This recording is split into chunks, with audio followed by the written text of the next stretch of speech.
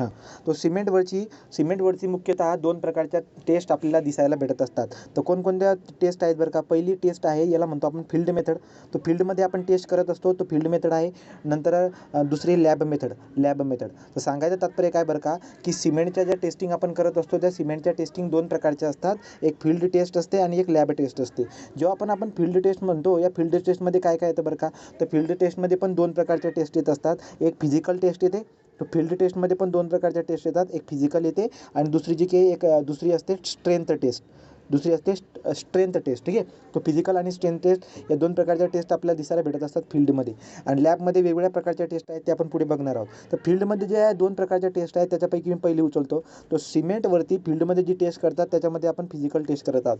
तर फिजिकलचा मिनिंग काय झाला बरं का? आपण काय करत असतो, आपण कॉन्टॅक्ट करून जे काय आहेत, आपण बघून म्हणा किंवा टच करून म्हणा, आपण काय करत असतो, ते टेस्ट करत असतो सिमेंटवरती. तर फील्ड टेस्टमध्ये फिजिकल टेस्ट असते, तर ती आता आपण बघणार आहोत. मग फिजिकल टेस्ट कोणकोणते असतात बरं का? तिथं जे काही फील्ड टेस्टमध्ये फिजिकल टेस्ट आपल्याला दिलेली. तो पहिले काय म्हणलेलं बरं का? पहिले म्हणतात की सॅम्पल जेव्हा आपण ती सिमेंटची जेव्हा आपण बॅग आपण ओपन करणार, तर सगळ्यात पहिले आपल्याला डोळ्याला सिमेंट दिसायला भेटणार आहे. तर डोळ्याला जेव्हा आपल्याला सिमेंट दिसायला भेटतं आहे, तर त्याचा कलर कसा असायला पाहिजे? Uniform grey colour. कोणत्या पण इंटरव्ह्यूला जर का आपण गेलो, तर कोणते बी MPSC असो का कोणती इंटरव्ह्यू असू द्या, तर तिथं आपल्याला सिमेंटच्या फील्ड टेस्टवरती हमखास विचारतात, ठीक आहे. तो जे पण आहे सिमेंट जो काय आहे, त्या सिमेंटचा युनिफॉर्म ग्रे कलर आपल्याला दिसायला पाहिजे जेव्हा आपण त्याला ओपन करणार त्या बॅगला. नंतर सिमेंटला जर आपण टच करायला गेलो किंवा 2 फिंगर जे असतात, आपल्या 2 फिंगरने जर का आपण त्याला रब करायला गेलो, तर आपल्याला त्याचं जे काही आहे स्मूथ फील व्हायला पाहिजे, ठीक आहे. तो स्मूथ फील व्हायला पाहिजे, हा दुसरा झाला, ठीक आहे. गिवन सिमेंट जे काही आहे, जर आपण 2 फिंगरने जर का रब करून बघायला गेलो, तर स्मूथ लागायला पाहिजे. नंतर पुढे जर आपण समजा सिमेंटला जर का आपण सिमेंटचा एखादा गोळा जर का उचलला आणि आपण शोधतोय आतमध्ये, तर इथे आपल्याला काय दिसायला पाहिजे, की याच्यामध्ये कोणत्याही प्रकारचे लंप नको असायला पाहिजे, गोळे नको असायला पाहिजे. तर सिमेंटच्या बॅगमध्ये आपण हात टाकल्यानंतर आपल्याला असा सिमेंटचे गोळे दिसायला नको.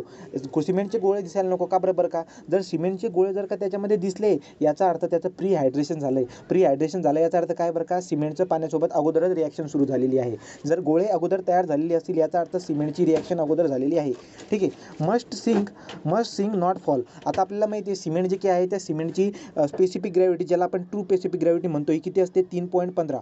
तो 3.15 ही त्याची काय झाली? स्पेसिफिक ग्रॅव्हिटी किंवा ट्रू स्पेसिफिक ग्रॅव्हिटी. तर 3.15 जर का ही स्पेसिफिक ग्रॅव्हिटी, याचा अर्थ पाण्याच्या स्पेसिफिक ग्रॅव्हिटीपेक्षा जास्त आहे, कारण की पाण्याची स्पेसिफिक ग्रॅव्हिटी 1 असते, सिमेंटची स्पेसिफिक ग्रॅव्हिटी 3.15 आहे. तर पाण्यापेक्षा जर का समजा सिमेंटचं ग्रॅव्हिटी 3.15 असेल, याचा अर्थ पाण्यामध्ये सिमेंट बुडायला पाहिजे, ठीक आहे. तो आपण काय बोलतो बरं का? मग आता इथं काय म्हणलेलं आहे? So must sink. सिमेंट जेव्हा आपण पाण्यात टाकत असतो, सो बकेट ऑफ वॉटरमध्ये जेव्हा आपण सिमेंट टाकत असतो, हा जो काय आहे मध्ये बुडायला पाहिजे, तो सिमेंटमध्ये बुडायला पाहिजे, तर फ्लोट व्हायला नको. 3 प्रॉपर्ट्या झाल्या. 1 नंबर मी ग्रे कलर बोललो, सिमेंटला बघितल्यानंतर ग्रे कलर दिसायला पाहिजे. 2 नंबर आपण बघितला की स्मूथ फील यायला पाहिजे, म्हणजे 2 फिंगरने चेक केल्यानंतर स्मूथ फील वाटायला पाहिजे. 3 नंबर आपण बोललो की लंप वगैरे राहायला नको. 4 नंबर जे काय आहे बकेट ऑफ वॉटरमध्ये जर का आपण टाकलं त्याला, तर सिंक व्हायला पाहिजे, फ्लोट व्हायला नको. नंतर पुढे आपण बघतो काय बरं का, की सिमेंटचे जे पण सिमेंट जे काही आहे, ते सिमेंट आपण जेव्हा आपण त्याला टच करतोय ना, ते काय वाटायला पाहिजे बरं का, तर ते कूलर. सो पेस्ट कुठे गेलं? ते must feel cool not warm. याचा अर्थ तो थंड लागायला पाहिजे, गरम लागायला नको. जर सिमेंटला आपण टच केल्यानंतर का सिमेंट जर गरम लागत असेल, याचा अर्थ सिमेंटची रिॲक्शन अगोदरच सुरू झालेली आहे. आपल्याला माहिती आहे सिमेंटच्या आणि पाण्याची रिॲक्शन जी असते, ती एक्झोथर्मिक असते. एक्झोथर्मिक म्हणजे त्याच्यामधून हीट बाहेर येत असते. याचा अर्थ सिमेंट आपल्याला कूल लागायला पाहिजे. जर का समजा गरम लागला, तर याचा अर्थ सिमेंटची रिॲक्शन अगोदरच सुरू झालेली आहे. का? कारण की सिमेंटची रिॲक्शन जर का अगोदर सुरू झाली असेल, तर त्याच्यामधून हीट बाहेर पडली असेल. हीट बाहेर पडली, त्यामुळे सिमेंट गरम लागते. पुढे paste of the cement sample sticky to the what. तो काय म्हणतात बरं का आपल्याला, फिंगरमध्ये जेव्हा आपण सिमेंटची पेस्ट घेणार आणि जेव्हा आपण चेक करणार, तर आपल्याला कशी स्टिकी नेचरची वाटायला पाहिजे, चिटकलेली, असं वाटायला पाहिजे की चिटकते. तो स्टिकी नेचरची पेस्ट वाटायला पाहिजे. सिमेंटची पेस्ट जेव्हा आपण चाचपडून बघणार, तेव्हा ती स्टिकी नेचरची असायला पाहिजे. याच्यावरून आपल्याला काय करत असतं बरं का, याच्यावरून आपल्याला त्याची सिमेंटियस प्रॉपर्टीबद्दल कळून जात असते. तो सिमेंटियस प्रॉपर्टी चेक करण्यासाठी आपण त्याची पेस्टला अशी चाचपडून बघत असतो फिंगरमध्ये, ठीक आहे. पुढचा पॉईंट काय? Thick paste. आता आपण काय करायची, एक थिक पेस्ट बनवायची, एक असं पेड्यासारखं असं थिक पेस्ट बनवायची, त्याला ग्लासवरती ठेवायचं. तर ग्लासच्या प्लेटवरती सिमेंटची थिक पेस्ट बनवायची आणि त्याला पाण्यामध्ये बुडवायचं 24 तासासाठी. तर 24 तासामध्ये बुडवल्यानंतर आपल्याला कोणत्याही प्रकारचा क्रॅक्स त्याच्यावरती दिसायला नको. तर हे सगळे जे काही आहेत, ह्या फील्ड टेस्टमध्ये आपल्याला दिसायला भेटत असतात. तो सिमेंटवरती फील्ड टेस्ट करताना 2 प्रकारच्या टेस्ट असतात, त्याच्यामध्ये बी तो फिजिकल टेस्ट तुम्हाला या पद्धतीने कराव्या लागत असतात. क्लिअर आहे? पुढचं जे काही आहे पुढची आहे स्ट्रेंथ टेस्ट. तो सिमेंटवरती आपल्याला फील्डमध्ये स्ट्रेंथ टेस्ट पण करावी लागते. कशी करतात बरं का, 25x25x200, तो 25x25x200 mm²चा MM³ तो 25 mm त्याचा काय 25x25 म्हणजे काय हा 25 mm, हा 25 mm, 25x25 mmचा त्याचा क्रॉस सेक्शन आहे आणि त्याची लांबी किती बरं का, तर त्याची लांबी आहे 200. तर त्याची लांबी किती आहे 200 mm. तो 25 mm x 25 mm/200 mm³ एवढे जे काही आहेत एवढ्या व्हॅल्यूमचा आपण काय बनवायचा, एक क्यूब बनवायचा. या क्यूबला काय करायचं बरं का, आपण या क्यूबला आपण पाण्यामध्ये 7 दिवसासाठी ठेवायचं. तो 7 दिवसासाठी त्याला पाण्यामध्ये ठेवायचं. 7 दिवसासाठी पाण्यामध्ये ठेवल्यानंतर त्याला बाहेर काढायचं त्या सॅम्पलला, आणि सॅम्पलला बाहेर काढल्यानंतर आपण काय करत असतो, त्याला एका सपोर्टवरती ठेवतो. ठीक आहे, हा सॅम्पल बाहेर आला, याला आपण काय करतो, एका सपोर्टवरती ठेवतो. जो पण सपोर्ट आहे त्या सपोर्टमधलं अंतर किती पाहिजे, 150 mm. 150 mm. तर 150 mm एवढ्या अंतरावरती ठेवलेलं जे सपोर्ट आहे त्या सपोर्टवरती आपण काय ठेवलं बरं का, त्या सपोर्टवरती हा बीम ठेवला आहे ज्याचे डायमेन्शन 25 mm/25 mm/200 mm आहे. कधी बरं का, तर याला पाण्यामध्ये बुडवलेलं आहे 7 दिवसासाठी. त्याच्यानंतर आपण त्याला 150 mmच्या सपोर्टवरती ठेवत आहोत आणि वरून लोड लावतो आहे. वरून पॉईंट लोड लावतो, बरोबर सेंट्रल पॉईंट लोड. तो सेंट्रल पॉईंट लोड लावायचा किती, 340 न्यूटनचा. तो 340 न्यूटनचा पॉईंट लोड त्याच्या सेंटरमध्ये लावायचा. ठीक आहे, सपोर्ट किती अंतरावरती, 150 mm. याच्यावरती क्वेश्चन वगैरे विचारणार नाही, पण लक्षामध्ये राहू द्या, कुठल्या तरी माहिती कुठेतरी इंटरव्ह्यू वगैरेमध्ये विचारू शकतात. ठीक आहे, तो काय होते बरं का, 340 न्यूटनचा लोड लावल्यानंतर हा जो पण आपण ब्लॉक बनवलेला आहे हा ब्लॉक तुटायला नको. याच्यावरती फेल्युअरचे कोणत्याही प्रकारचे मार्किंग क्रॅक्स वगैरे दिसायला नको. ठीक आहे, तो जो गिवन सॅम्पल जो पण आपण बनवला आहे सिमेंटचा, हा याच्यावरती कोणत्याही प्रकारची फेल्युअरची साईन दिसायला नको. आपण लोड किती लावला आहे, 340 न्यूटनचा लोड लावलेला आहे. क्लिअर आहे का, हे 150 mmचं आहे आणि हे अंतर किती आहे, 200 mmचं. ठीक आहे, या पद्धतीने आपण घेऊ. तो हे झाली आपली फील्ड मेथड. तो फील्ड मेथडमध्ये आपण फिजिकल आणि स्ट्रेंथ टेस्ट केलेली आहे. आता तुम्हाला विचारतील बरं का, की फील्डमध्ये स्ट्रेंथ टेस्ट का करत असतात. फील्डमध्ये स्ट्रेंथ टेस्ट का करत असतात, कारण की आपल्याला कमीत कमी स्ट्रेंथ रिक्वायर असते. सो मिनिमम स्ट्रेंथ अवेलेबल आहे की नाही, सिमेंटमध्ये कमीत कमी स्ट्रेंथ अवेलेबल आहे की नाही हे चेक करण्यासाठी फील्डमध्ये स्ट्रेंथ टेस्ट करतात. ओके, पुढचा आता लॅब टेस्ट. पुढची लॅब टेस्ट. सो लॅब टेस्टमध्ये आपल्याला वेगवेगळ्या प्रकारच्या टेस्ट दिसायला भेटत असतात. लॅब टेस्टमध्ये पहिली टेस्ट आहे फाईननेस टेस्ट.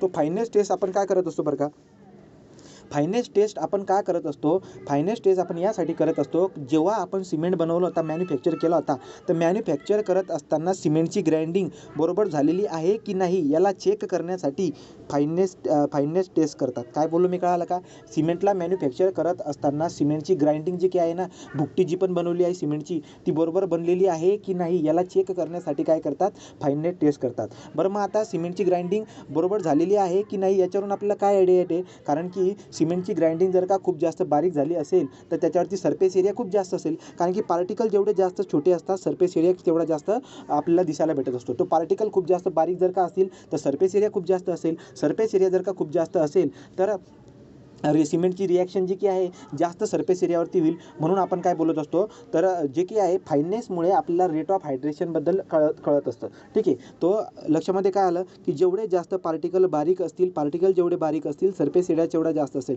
जेवढा जास्त सरफेस एरिया असेल तेवढा सरफेस एरियावरती रिॲक्शन होईल. जेवढे सरफेसवरती रिॲक्शन होईल तेवढी स्ट्रेंथ पण आपल्याला चांगली भेटेल. तो सांगायचं तात्पर्य काय आहे की सिमेंटची स्ट्रेंथ आपल्याला भेटेल की नाही याला बी चेक करण्यासाठी तुम्हाला काय करावं लागेल, फाईननेस टेस्ट करावी लागेल. सो फाईननेस टेस्ट आपण का करत असतो, कंपनीमध्ये मॅन्युफॅक्चर करत असताना त्याची ग्राइंडिंग प्रॉपर झालेली आहे की नाही याला चेक करण्यासाठी. का बरं, कारण की फाईननेस जे की आहे ते रेट ऑफ हायड्रेशनला कंट्रोल करतं. रेट ऑफ हायड्रेशनला कंट्रोल करतं याचा अर्थ काय बरं का, की सिमेंटची जी पण रिॲक्शन होत असते ती फाईननेसवरून सुद्धा आपल्याला दिसायला भेटत असते. ठीक आहे, सो परीक्षेमध्ये प्रश्न विचारतील की रेट ऑफ हायड्रेशन जे की आहे ते कोणाकोणाला कंट्रोल करतं आहे. सो रेट ऑफ हायड्रेशन जे की आहे त्या दोन गोष्टीला कंट्रोल करतं. एक आहे gain of strength, rate of gain of strength आणि दुसरा आहे रेट ऑफ सेटिंग. सांगायचं तात्पर्य काय बरं का, सिमेंट जे की आहे सिमेंट ही किती रेटने स्ट्रेंथला गेन करते आणि किती लवकर सेट होत असतो. सिमेंट किती रेटने स्ट्रेंथला गेन करते आणि किती लवकर सेट होतो याला जर का तुम्हाला बघायचं असेल तर त्यासाठी तुम्हाला फाईननेसला चेक करावं लागेल. तो सिमेंटची फाईननेसवरून आपल्याला rate of gain of strength आणि रेट ऑफ सेटिंग याची पण आयडिया भेटत असते. म्हणून आपल्याला फाईननेस टेस्ट करावी लागते. क्लिअर आहे. ठीक आहे. तो तुम्हाला जर का प्रश्न विचारला रेट ऑफ हायड्रेशन जी काय आहे, रेट ऑफ हायड्रेशन हे कोणाला कोणाला कंट्रोल करत असतं, रेट ऑफ गेन ऑफ स्ट्रेंथला, रेट ऑफ सेटिंगला, रेट ऑफ प्री हायड्रेशनला, रेट ऑफ इव्हॅल्युएशन ऑफ हीटला आणि rate of aggregate alkali reaction. तर ते पॉईंट पण आपण मेन्शन केले असतील इथे. ठीक आहे. तर या पद्धतीने ते आहे. तो जो पॉईंट आहे तो पण लक्षामध्ये राहू द्या कुठेतरी विचारला तर. ठीक आहे. आता करतात कशी बरं का, तो फायनेस टेस्ट पण दोन प्रकारच्या दिसायला भेटत असतात. एक असते सीव टेस्ट आणि एक असते एअर परमेबिलिटी टेस्ट. तो गेट सारख्या परीक्षेमध्ये विचारतात की एअर परमेबिलिटी टेस्ट जी की कशासाठी केली जाते, फायनेस टेस्टसाठी. ठीक आहे. तो sieve test and air permeability test या दोन प्रकारच्या टेस्ट आपण फायनेससाठी करत असतो. मग आता सीव टेस्ट कशी करतात, सीव टेस्ट करण्यासाठी आपल्याला 100 ग्रॅमचं सिमेंट घ्यावं लागतं. 100 ग्रॅमचं सिमेंट जे काही आपण काय करत असतो, तर 100 ग्रॅमच्या सिमेंटला आपण IS सीव नंबर 90, तो 90 मायक्रॉनची सीव नंबर 9 घेतो मी. तो सीव नंबर 9ची आपण काय केली, जाळी उचलली, ज्याचं साईज किती आहे, 90 मायक्रॉन. तर 90 मायक्रॉन साईजची सीव नंबर 9 आपण घेत असतो. याच्यावरती आपण किती टाकत असतो बरं का, याच्यावरती 100 ग्रॅमचं सिमेंट आपण याच्यामध्ये टाकत असतो. ठीक आहे. आणि याला आपण कंटिन्युअसली काय करत असतो बरं का, सिविंग करत असतो 15 मिनटापर्यंत. तो 15 मिनटापर्यंत आपण सिविंग करणार. याच्यामुळे काय होईल बरं का, बारीक जेवढे पण भुकटी आहे ती सगळी खाली पडून जाईल आणि जेवढे पण 90 मायक्रॉनपेक्षा जास्त साईजचे असतील ते वरती रिटेन राहतील. तर जे पण रेसिड्यू किंवा जे पण जाळीच्या वरती सिवच्या वरती जे पण राहत आहेत त्याला आपण घेतो आणि त्याचं वजन घेतो. त्याचं वजन जे पण येतं आहे ते वजन 10% जास्त यायला नको. याचा अर्थ तुम्ही सॅम्पल घेतला आहे 100 ग्रॅमचा, तर 100 ग्रॅमचा जर का तुम्ही सॅम्पल घेऊन जर त्याची सिविंग करत असणार 15 मिनटासाठी, तर सगळं खाली पडून जाते. वरती जे पण राहते ते 10 ग्रॅमपेक्षा जास्त राहायला नको, 10%पेक्षा जास्त राहायला नको. याचा अर्थ काय, तुम्ही 100 ग्रॅम घेता, याचा अर्थ 10 ग्रॅमपेक्षा जास्त राहायला नको. जर 10 ग्रॅमपेक्षा जर का जास्त राहत असेल, याचा अर्थ हा जो सिमेंट आहे याला कंपनीमध्ये बनवताना याची फाईननेस व्यवस्थित झालेली नाही, याची ग्राइंडिंग व्यवस्थित झालेली नाही आहे. जर याची ग्राइंडिंग व्यवस्थित झालेली नाही आहे तर याच्यामुळे रेट ऑफ हायड्रेशन पण व्यवस्थित होणार नाही. आणि रेट ऑफ हायड्रेशन जर का व्यवस्थित होणार नाही तर rate of gain of strength पण व्यवस्थित भेटणार नाही, रेट ऑफ सेटिंग पण व्यवस्थित होणार नाही, रेट ऑफ प्री हायड्रेशन आणि या सगळ्या गोष्टींवरती इम्पॅक्ट आपल्याला होताना दिसायला भेटत असतो. त्यामुळे परीक्षेमध्ये विचारतात की ओपीसीसाठी जो पण हा residue 90 micron, sieve number 9 of 90 micron, तो सीव नंबर 9 ऑफ 90 मायक्रॉनच्या वरती जो पण रेसिड्यू राहत आहे हा 10%पेक्षा जास्त राहायला नको.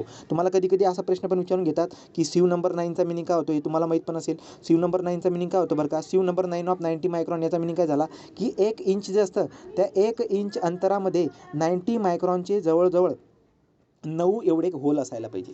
तो 1 इंचमध्ये 90 मायक्रॉनचे जर का 9 होल असतील तर याला म्हणतात सीव नंबर 9 ऑफ 90 मायक्रॉन. कळालं का, सीव नंबर 9 ऑफ 90 मायक्रॉन म्हणजे 1 इंचमध्ये 90 मायक्रॉनचे 9 होल असायला पाहिजे. ठीक आहे. तो हा पण पॉईंट क्लिअर झाला. तो तुम्हाला फायनेस टेस्ट कळाली का, सांगा पटकन. फायनेस टेस्ट पुढचे आहे एअर परमेबिलिटी टेस्ट. तो एअर परमेबिलिटी टेस्ट तो परीक्षेमध्ये प्रश्न विचारतात फायनेस टेस्ट कशासाठी केली जात असते, तर फायनेस टेस्ट कशासाठी केली जाते तो वाला एक क्वेश्चन. आणि कोणत्या टेस्ट असतात, सीव ॲनालिसिस म्हणजे सीव टेस्ट आणि एअर परमेबिलिटी टेस्ट. तो आता एअर परमेबिलिटी टेस्टवरती आलो. एअर परमेबिलिटी टेस्ट जी की याच्यावरती कोणत्या प्रिन्सिपलवरती काम करत असतात बरं का, तो एअर परमेबिलिटी टेस्टमध्ये काय करत असतात, एक प्रिन्सिपलवरती काम करतात, हेड लॉस हा प्रिन्सिपल असतो. तर एअर परमेबिलिटी टेस्ट हा कोणत्या प्रिन्सिपलवरती काम करत असतो, हेड लॉस. ठीक आहे. हेड लॉस म्हणजे काय, एनर्जीचा किती लॉस होतोय ना त्याच्यावरती. फॉर एक्झाम्पल काय करतात, याच्यामध्ये एक छोटीशी डब्बी घेतात. ही डब्बी याच्यामध्ये सिमेंट भरतात, त्या छोट्याशा डब्बीमध्ये सिमेंट भरतात. या डब्बीला खालून जे ना ओपनिंग असते, ओपनिंग म्हणजे छिद्रे असतात, छिद्रे. आणि इथून आपण काय करतो बरं का, इथून आपण एअरला पास करत असतो. तर एअरला आपण पास करतोय त्या एअरची काही ना काही एनर्जी असेल, त्या एनर्जीला आपण समजा H1 म्हणतो. आणि काय होत असतं, या इथं जे ना आपण सिमेंट भरलेलं आहे, ठीक आहे ना, या काहीतरी थिकनेसमध्ये आपण सिमेंट भरलेलं आहे, तो ही जे पण एअर आपण काही एनर्जी एअर जी काही आपण पास केली होती त्याची एनर्जी H1 होती. पण इथून जेव्हा ती एअर बाहेर येईल त्याची एनर्जी कमी होऊन जाईल. का बरोबर का, कारण की हे जे पार्टिकल होते हे पार्टिकल काय करतील, हे पार्टिकल काय करतील, या एअरला फ्रिक्शन प्रोव्हाइड करतील. त्यामुळे बाहेर येणारी जी पण एअर असेल त्याची एनर्जी कमी होऊन जाईल. तो सुरुवातीला ही जी डब्बी होती या डब्बीमध्ये आपण सिमेंट भरलेलं आहे, खालून ओपनिंग होती, इथून आपण एअरला पास करत असतो, त्याची एनर्जी असते H1. आणि H1 एनर्जी जेव्हा आपण याच्यामधून पास करत असतो तर या सिमेंटचे जो पण सरफेस आहे त्याच्यावरती फ्रिक्शन होऊन जे आहे एनर्जीचा लॉस होत असतो. आणि जी पण एअर बाहेर येते त्याची एनर्जी किती आहे, H2. याचा अर्थ एनर्जीचा लॉस किती झाला बरं का, एनर्जीचा लॉस झाला H1 - H2. तर H1 - H2 एवढा काय झाला बरं का, एनर्जीचा लॉस झाला. आणि हा जो एनर्जीचा लॉस आहे याच्यावरून आपण काय करत असतो, याच्यावरून आपण ठरवून घेत असतो की सिमेंटची ग्राइंडिंग व्यवस्थित झालेली आहे की नाही. ठीक आहे, तो लक्षात ठेवायचं. एअर परमेबिलिटी टेस्ट करण्यासाठी आपल्याला कोणत्या प्रकारचा ॲपरेटसचा वापर करावा लागत असतो? ब्लेने एअर ॲपरेटस. ठीक आहे, तो ब्लेनेस एअर परमेबिलिटी ॲपरेटस नावाचं जे ॲपरेटस आहे, हे असं छोटंसं डब्बं असतं ते. ठीक आहे, तो ब्लेने एअर परमेबिलिटी ॲपरेटसचा आपण वापर करत असतो. ठीक आहे, आणि याच्यामध्ये काय करत असतो? एअरला पास करत असतो. तो एअरला पास करत असतो. जर का समजा जास्त परमेबिलिटी जर का असेल, याचा अर्थ सिमेंटची ग्राइंडिंग व्यवस्थित झालेली नाही आहे. एअरला आपण पास करतो, एअरला पास केल्यानंतर आपण वरती हे टाकतोय, तो एअर जर का पटपट पटपट पास होत असेल, एनर्जीचा जर का लॉस कमी होत असेल, याचा अर्थ त्याच्यामध्ये ना पार्टिकलची साईज मोठी आहे. पण जर पार्टिकलची साईज जर का छोटी असेल तर एअरवरती फ्रिक्शन खूप जास्त लागेल. तो इथून जर का एनर्जी आपण 10 पाठवली होती, तर एनर्जी खूप कमी बाहेर येईल. याचा अर्थ एनर्जीचा लॉस खूप जास्त झाला आहे. जर एनर्जीचा लॉस खूप जास्त झाला असेल तर पार्टिकल खूप छोटे साईजचे असतात. पार्टिकल जर खूप छोटे साईजचे असतील तर पार्टिकलची जी काही सरफेस एरिया आहे तो पण खूप छोटा आपल्याला दिसायला भेटत असतो. तर या पद्धतीने ही टेस्ट केली जात असते. परीक्षेमध्ये क्वेश्चन सतत विचारला जात असतो, सिमेंटची फाईननेस जी काही आहे त्याला कोणत्या युनिटमध्ये रिपोर्ट करत असतात? तो fineness of the cement is reported in the term of the parameter specific surface area. लक्षामध्ये ठेवा, हवाला परीक्षेमध्ये क्वेश्चन विचारतात बरं का. सिमेंटची जी काही फाईननेस आहे तिला कशामध्ये रिपोर्ट करतात? तर सिमेंटची फाईननेस रिपोर्ट करण्यासाठी एक टर्म असते, तिला म्हणतात स्पेसिफिक सरफेस एरिया. आणि या स्पेसिफिक सरफेस एरियाचं युनिट काय बरं का? ते युनिट आहे सेंटीमीटर स्क्वेअर पर ग्रॅम. ठीक आहे, तर या पद्धतीने आपण बोलतो की 1 ग्रॅमचं जर का आपण सिमेंट बघितलं तर 1 ग्रॅमच्या सिमेंटमध्ये बारीक बारीक पार्टिकल असतात. त्याचा सरफेस एरिया जर का मोजला ना तर तो झाला. ठीक आहे, अशा पद्धतीने मग आपण काय केलं, हे प्रॅक्टिकल करून टाकलं आणि या प्रॅक्टिकल करून आपल्याकडे काहीतरी पॅरामीटर असतील त्याच्यावरून आपण काय काढून टाकलं? फाईननेस काढून टाकलं. तर आता लक्षामध्ये ठेवायचं, एअर परमेबिलिटी टेस्ट जर का तुम्ही केली ब्लेनी एअर परमेबिलिटी ॲपरेटसवरती, तर OPCच्या केसमध्ये स्पेसिफिक सरफेस एरिया जो आहे तो 2250 सेंटीमीटरचा स्क्वेअर पर ग्रॅम याच्यापेक्षा कमी असायला नको. तर एअर परमेबिलिटी नावाची टेस्ट जेव्हा आपण करत असतो, याच्यामध्ये प्रिन्सिपल वापरतात कोणता? हेड लॉसचा. एअर खालून पास केली जात असते त्या डब्बीमध्ये, खालून ओपनिंग असते. सिमेंट काय करतात बरं का, सिमेंट त्याच्यामध्ये ठेवलेले असतात, काहीतरी त्याची छोटीशी थिकनेस असते. एअर जेव्हा खालून पास होत असते, सिमेंटची पार्टिकल बारीक असल्या कारणाने फ्रिक्शनमुळे जे काय आहेत ना, एनर्जीचा लॉस होताना दिसायला भेटत असतो. तो H2 - H1 त्याच्यावरून आपण काय करतो? स्पेसिफिक सरफेस एरियाला आपण काय करतो? कॅल्क्युलेट करून घेत असतो. तो हेड लॉस जेवढा झाला आहे त्याच्यानुसार आपण स्पेसिफिक सरफेस एरिया कॅल्क्युलेट करत असतो. जर स्पेसिफिक सरफेस एरिया 2250 सेंटीमीटर स्क्वेअरपेक्षा जर का समजा जास्त असेल, तो OPCचं सिमेंट जे काय आहे हे चांगलं असणार आहे. तो OPCच्या केसमध्ये 2250 सेंटीमीटर स्क्वेअर पर ग्रॅमपेक्षा कमी असायला नको. क्लिअर आहे का? बोला. राईट, पुढे जाऊ. एक मिनटं. हां, बोल. आहेत, स्क्रीन दिसते ना, आवाज स्क्रीन वगैरे? हां, हे झालं. तो बघा, इथे मला दिलेले आहेत एअर परमेबिलिटी. माईक बंद राहिला तुझा. माईक बंद राहील ना?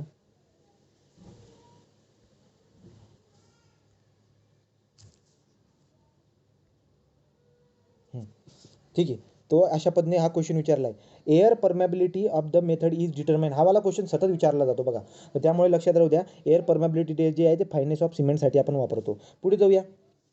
पुढचं आता सिमेंटची आपण आता लॅब टेस्ट करतो, दुसरी स्पेसिफिक ग्रॅव्हिटी टेस्ट. तुम्हाला परीक्षेमध्ये 100% विचारतील. सिमेंटची स्पेसिफिक ग्रॅव्हिटी जर का काढायची असेल तर कोणत्या त्या सिमेंटची जर का स्पेसिफिक ग्रॅव्हिटी काढायची असेल तर ॲपरेटस कोणता वापरतात? तर लक्षात राहू द्यायचं, ली चॅटेलियर फ्लास्क नावाचं जे ॲपरेटस आहे याचा वापर करतात. ठीक आहे, तो ली चॅटेलियर फ्लास्कचा वापर करून आपण सिमेंटची स्पेसिफिक ग्रॅव्हिटी काढत असतो. ओके, हां, तर लक्षात काय आलं बरं का, सिमेंटवरती आपण लॅब टेस्ट केली. पहिली लॅब टेस्ट होती फाईननेस टेस्ट 2 प्रकारच्या असतात. पहिली सीव टेस्ट आणि एअर परमेबिलिटी टेस्ट. सीव टेस्ट करण्यासाठी आपण सीव घेत असतो 90 मायक्रॉन सीव ऑफ 9 नंबरची. 100 ग्रॅमचं सिमेंट घेऊन आपण प्रॅक्टिकल करत असतो. 15 मिनिटापर्यंत सिविंग करत असतो. OPCच्या केसमध्ये 10%पेक्षा जास्त रेसिड्यू वरती राहायला नको. एअर परमेबिलिटी टेस्टमध्ये जे काही आपण ॲपरेटस यूज करतो, ब्लेनेज एअर ॲपरेटस. याच्या ॲपरेटसमध्ये आपण काय करतो? एअरला पास करत असतो, एनर्जीचा लॉस बघतो आणि एनर्जीचा लॉसवरून आपण स्पेसिफिक सरफेस एरिया काढतो. आपल्याला जर का कोणी विचारलं तर सिमेंटची फाईननेस कशामध्ये रिपोर्ट करतात, तर स्पेसिफिक सरफेस एरियामध्ये आपण रिपोर्ट करत असतो. OPCच्या केसमध्ये स्पेसिफिक सरफेस एरिया हा 2250 सेंटीमीटर स्क्वेअर पर ग्रॅम. युनिट पण विचारून घेतात, कोणते तरी TPA मध्ये विचारली होती, टाउन प्लॅनिंगच्या याच्यामध्ये. तो सेंटीमीटर स्क्वेअर पर ग्रॅममध्ये जे की आहे, सेंटीमीटर स्क्वेअर पर ग्रॅम याच्यापेक्षा म्हणजे सेंटीमीटर स्क्वेअर पर ग्रॅम हे स्पेसिफिक सरफेस एरियाचं युनिट आहे. आता आपण जाऊया पुढे, स्पेसिफिक ग्रॅव्हिटी टेस्ट. तो स्पेसिफिक ग्रॅव्हिटी टेस्टसाठी ॲपरेटस आहे ली चॅटेलर फ्लास्क. याच्यामध्ये काय करतात बरं का, ली चॅटेलर फ्लास्क जर का आपण बघायला गेलो तर या पद्धतीने तो ली चॅटेलर फ्लास्क असतो. याच्याबद्दल प्रोसिजर कोणी विचारणार नाही पण तरी पण सांगून देतो बघा. तर या पद्धतीने जे ना असं कंटेनर असतं, या कंटेनरमध्ये आपण काय करतो, पाणी भरून देत असतो. पाणी भरलं इथपर्यंत आणि नंतर आपण काय करतो, ली चॅटेलर फ्लास्क आपण याच्यामध्ये टाकतो. तो अशा पद्धतीने असतो ली चॅटेलर फ्लास्क. तो हा फ्लास्क जो काही आहे या पद्धतीने हा फ्लास्क असतो. कुठेतरी तुम्हाला मागे बी शिकवलं असणार. तो या पद्धतीने ली चॅटेलर फ्लास्क असतो. याच्यामध्ये आपण काय करतो, या ली चॅटेलर फ्लास्कमध्ये आपण काय करतो, केरोसिन, एकतर केरोसिन किंवा नॅफ्थेलिन जे आहेत पोलरायझिंग लिक्विड आपण ॲड करत असतो. तर ली चॅटेलर हा जो फ्लास्क आहे याच्यामध्ये आपण काय करतो, कॉन्स्टंट टेम्परेचर, ह्या जो वॉटर आहे या वॉटरचं कॉन्स्टंट टेम्परेचर मेंटेन करून आपण याच्यामध्ये काय करत असतो, केरोसिन किंवा नॅफ्थेलिन जे आहेत, केरोसिन किंवा नॅफ्थेलिन जे पोलरायझिंग लिक्विड आहे त्याला आपण ॲड करत असतो. ॲड केल्यानंतर याच्यामध्ये लगेच आपण काय करत असतो, याच्यामध्ये लगेच आपण 64 ग्रॅम जे काही आहे 64 ग्रॅमचा आपण याच्यामध्ये सिमेंटला ॲड करत असतो. ठीक आहे, त्याची प्रोसिजर दिली का, हां आहे बघा. तो 64 ग्रॅम ऑफ सिमेंट जे ना 64 ग्रॅम ऑफ सिमेंट आपण याच्यामध्ये ॲड करत असतो. जसं पण आपण 64 ग्रॅम ऑफ सिमेंट ॲड करणार तर जे पण याच्यामध्ये आपण काय भरले, केरोसिन वगैरे भरले की नाही, समजा केरोसिनची लेवल इथपर्यंत होती, बघा केरोसिन किंवा नॅफ्थेलिन नावाचं जे पोलरायझिंग हे आहेत ना ते आपण इथपर्यंत भरून ठेवले. तो पाण्यामध्ये इथे वॉटर बाथ आहे, त्या वॉटर बाथमध्ये आपण काय केलं बरं का, त्या वॉटर बाथमध्ये हा ली चॅटेलर फ्लास्क टाकलेला आहे. नंतर त्याच्यामध्ये पोलरायझिंग लिक्विड पण आपण टाकलं आहे. समजा मी केरोसिन ॲड केलं, इथपर्यंत त्याची लेवल होती. मग त्याच्यानंतर आपण काय करतो, 64 ग्रॅमचं सिमेंट याच्यामध्ये ॲड करतो. जसं पण त्याच्यामध्ये ॲड करत असतो याची लेवल वाढून जात असते. लेवल होऊन इथपर्यंत आली, समजा इथपर्यंत आली सुरुवातीला, ठीक आहे. तो सुरुवातीला जी काही आहे लेवल आपल्याला दिसायला भेटत होती, इथपर्यंत लेवल होती. आता लेवल जी ना वाढून गेली. तर लेवल वाढून गेली, जेवढी पण लेवल वाढली असेल याचा अर्थ काय झाला बरं का, जेवढी लेवल वाढलेली आहे तेवढं सिमेंटचं व्हॅल्यूम आहे. कारण की आपल्याला माहिती आहे काय बरं का, की आर्किमिडीजच्या प्रिन्सिपलनुसार जेवढी पण गोष्ट आपण लिक्विडमध्ये ॲड करत असणार, जेवढं पण डिस्प्लेसमेंट होईल ना, जेवढं डिस्प्लेस झालेलं आहे तेवढं व्हॅल्यूम हे बुडालेल्या गोष्टीच्या व्हॅल्यूम एवढं असतं. मग तुम्ही 64 ग्रॅमचं जे सिमेंट टाकलेलं आहे त्याचं व्हॅल्यूम जर तुम्हाला काढायचं असेल तर व्हॅल्यूम कुठून येईल बरं का, इथून तिथपर्यंत डिस्प्ले झालं आहे, मग हे झालं त्याचं व्हॅल्यूम. पण आपण काय करतो, हा जो ली चॅटेलर फ्लास्क आहे ना याला आपण गोल गोल आतमध्ये असं गोल फिरवतो जेणेकरून काय होईल, सिमेंटमधली हवा सगळी बाहेर चालली जावी. पण जशी बी सिमेंटमधली हवा बाहेर चालली जात असते, ही जी केरोसिनची लेवल आहे ना ही थोडी खाली होऊन जाते, ही खाली होऊन जात असते. ठीक आहे, तो खाली होऊन जात असते. त्यामुळे आपल्याला काय भेटेल, फक्त हवा जर का निघून गेली तर फक्त सॉलिड भेटून जाईल. मग आपल्याला ठीक आहे, आता मला जर का स्पेसिफिक ग्रॅव्हिटी काढायची असेल तर स्पेसिफिक ग्रॅव्हिटीचा फॉर्म्युला काय असतो बरं का, तो स्पेसिफिक ग्रॅव्हिटीचा फॉर्म्युला काय असतो, density of the cement solid, तो density of cement solid to the density of what, आता केरोसिन. मी केरोसिन का काढतोय बरं का, कारण की आपण केरोसिन घेतलं आहे. तो डेन्सिटी ऑफ स्टँडर्ड फ्लूइड कोणता घेतोय, समजा इथं मी केरोसिन घेतोय. तो density of the cement solid to the density of the kerosene, actually water घेतात पण आपण आता केरोसिन का घेतोय, कारण की आपण तिथे केरोसिनला ॲड केलं आहे. त्याला मी जी डॅश म्हणतो. तो specific gravity of the cement solid with respect to kerosene काढतोय मी. तो देअरफॉर अशा पद्धतीने हा फॉर्म्युला येऊन जाईल. पण सिमेंट सॉलिडचं व्हॅल्यूम कसं येईल बरं का, तो सिमेंट सॉलिडचं व्हॅल्यूम कोणतं, हे जे काही डिस्प्ले झाले ना एवढं इथून तिथपर्यंत हे व्हॅल्यूम आहे त्याचं, तर तो व्हॅल्यूम मी काढून घेईल. तो मला डेन्सिटीचा फॉर्म्युला माहिती आहे. डेन्सिटीचा फॉर्म्युला काय असतो, मास अपॉन मास पण तुम्हाला माहिती आहे 64 ग्रॅम वगैरे, अपॉन व्हॅल्यूम करून टाका आणि डिवाइड बाय इथं काय असेल, हा mass upon volume divide by इथं काय असेल, रो के. तो हा जो रो सी एस होता, या रो सी एस बद्दल मास अपॉन व्हॅल्यूम लिहिलेलं आहे आणि रो के जसा तसा असेल. तर या पद्धतीचा फॉर्म्युला वापरून आपण काय करत असतो, या फॉर्म्युले वापरून आपला स्पेसिफिक ग्रॅव्हिटी आपण फाइंड आउट करत असतो. तर लक्षात ठेवायचं, सिमेंटचे जे पण सॉलिड्स आहेत त्याची स्पेसिफिक ग्रॅव्हिटी 3.15 असते. पण सिमेंटची मास स्पेसिफिक ग्रॅव्हिटी विचारली तर मास स्पेसिफिक ग्रॅव्हिटी किती असते, सिमेंटची मास स्पेसिफिक ग्रॅव्हिटी 1.5 असते. बोला, क्लिअर आहे का, राईट. या पद्धतीने हे करा. पण कम से कम तुम्हाला इथं लक्षात ठेवायचं, जे स्पेसिफिक ग्रॅव्हिटी सिमेंटची हे करण्यासाठी ली चॅटेलर फ्लास्कचा वापर करतात. ठीक आहे, एवढी गोष्ट लक्षात द्यायची. पुढे जाऊ आता. पुढे सिमेंट, पुढची जी काही आहे ती आहे आता सिमेंटवरची तिसऱ्या नंबरची टेस्ट आहे कन्सिस्टन्सी टेस्ट. परीक्षेमध्ये तुम्हाला प्रश्न विचारतील की कन्सिस्टन्सी टेस्ट ही का करतात, तर सिमेंटवरती कन्सिस्टन्सी टेस्ट ही का करतात, कारण की कन्सिस्टन्सी टेस्ट जर का तुम्ही फाइंड आउट केली तर त्याच्यावरून तुम्ही सिमेंटची इनिशियल सेटिंग टाईम, सिमेंटचा फायनल सेटिंग टाईम, सिमेंटची स्ट्रेंथ काढू शकतात, सिमेंटचे साऊंडनेस काढू शकतात, या वेगवेगळे काही पॅरामीटर आहेत ते काढू शकतात. त्यामुळे तुम्हाला सिमेंटवरती कन्सिस्टन्सी टेस्ट करावी लागते. ठीक आहे, कन्सिस्टन्सी टेस्ट करावी लागत असते. तो कन्सिस्टन्सी म्हणजे काय बरं का, कन्सिस्टन्सी जर का तुम्ही बघायला गेला त्याच्या अगोदर पण मी तुम्हाला सांगितले, कन्सिस्टन्सी म्हटल्यावरती काय बरं का, की सिमेंटवरती किती व्यवस्थित आपण काम करू शकतो. ठीक आहे ना, सिमेंटवरती किती इझिली आपण काम करू शकतो त्याला कन्सिस्टन्सी म्हणतात. तो सिमेंटची कन्सिस्टन्सी नावाची टेस्ट आपण का करतो असा प्रश्न विचारला जाईल.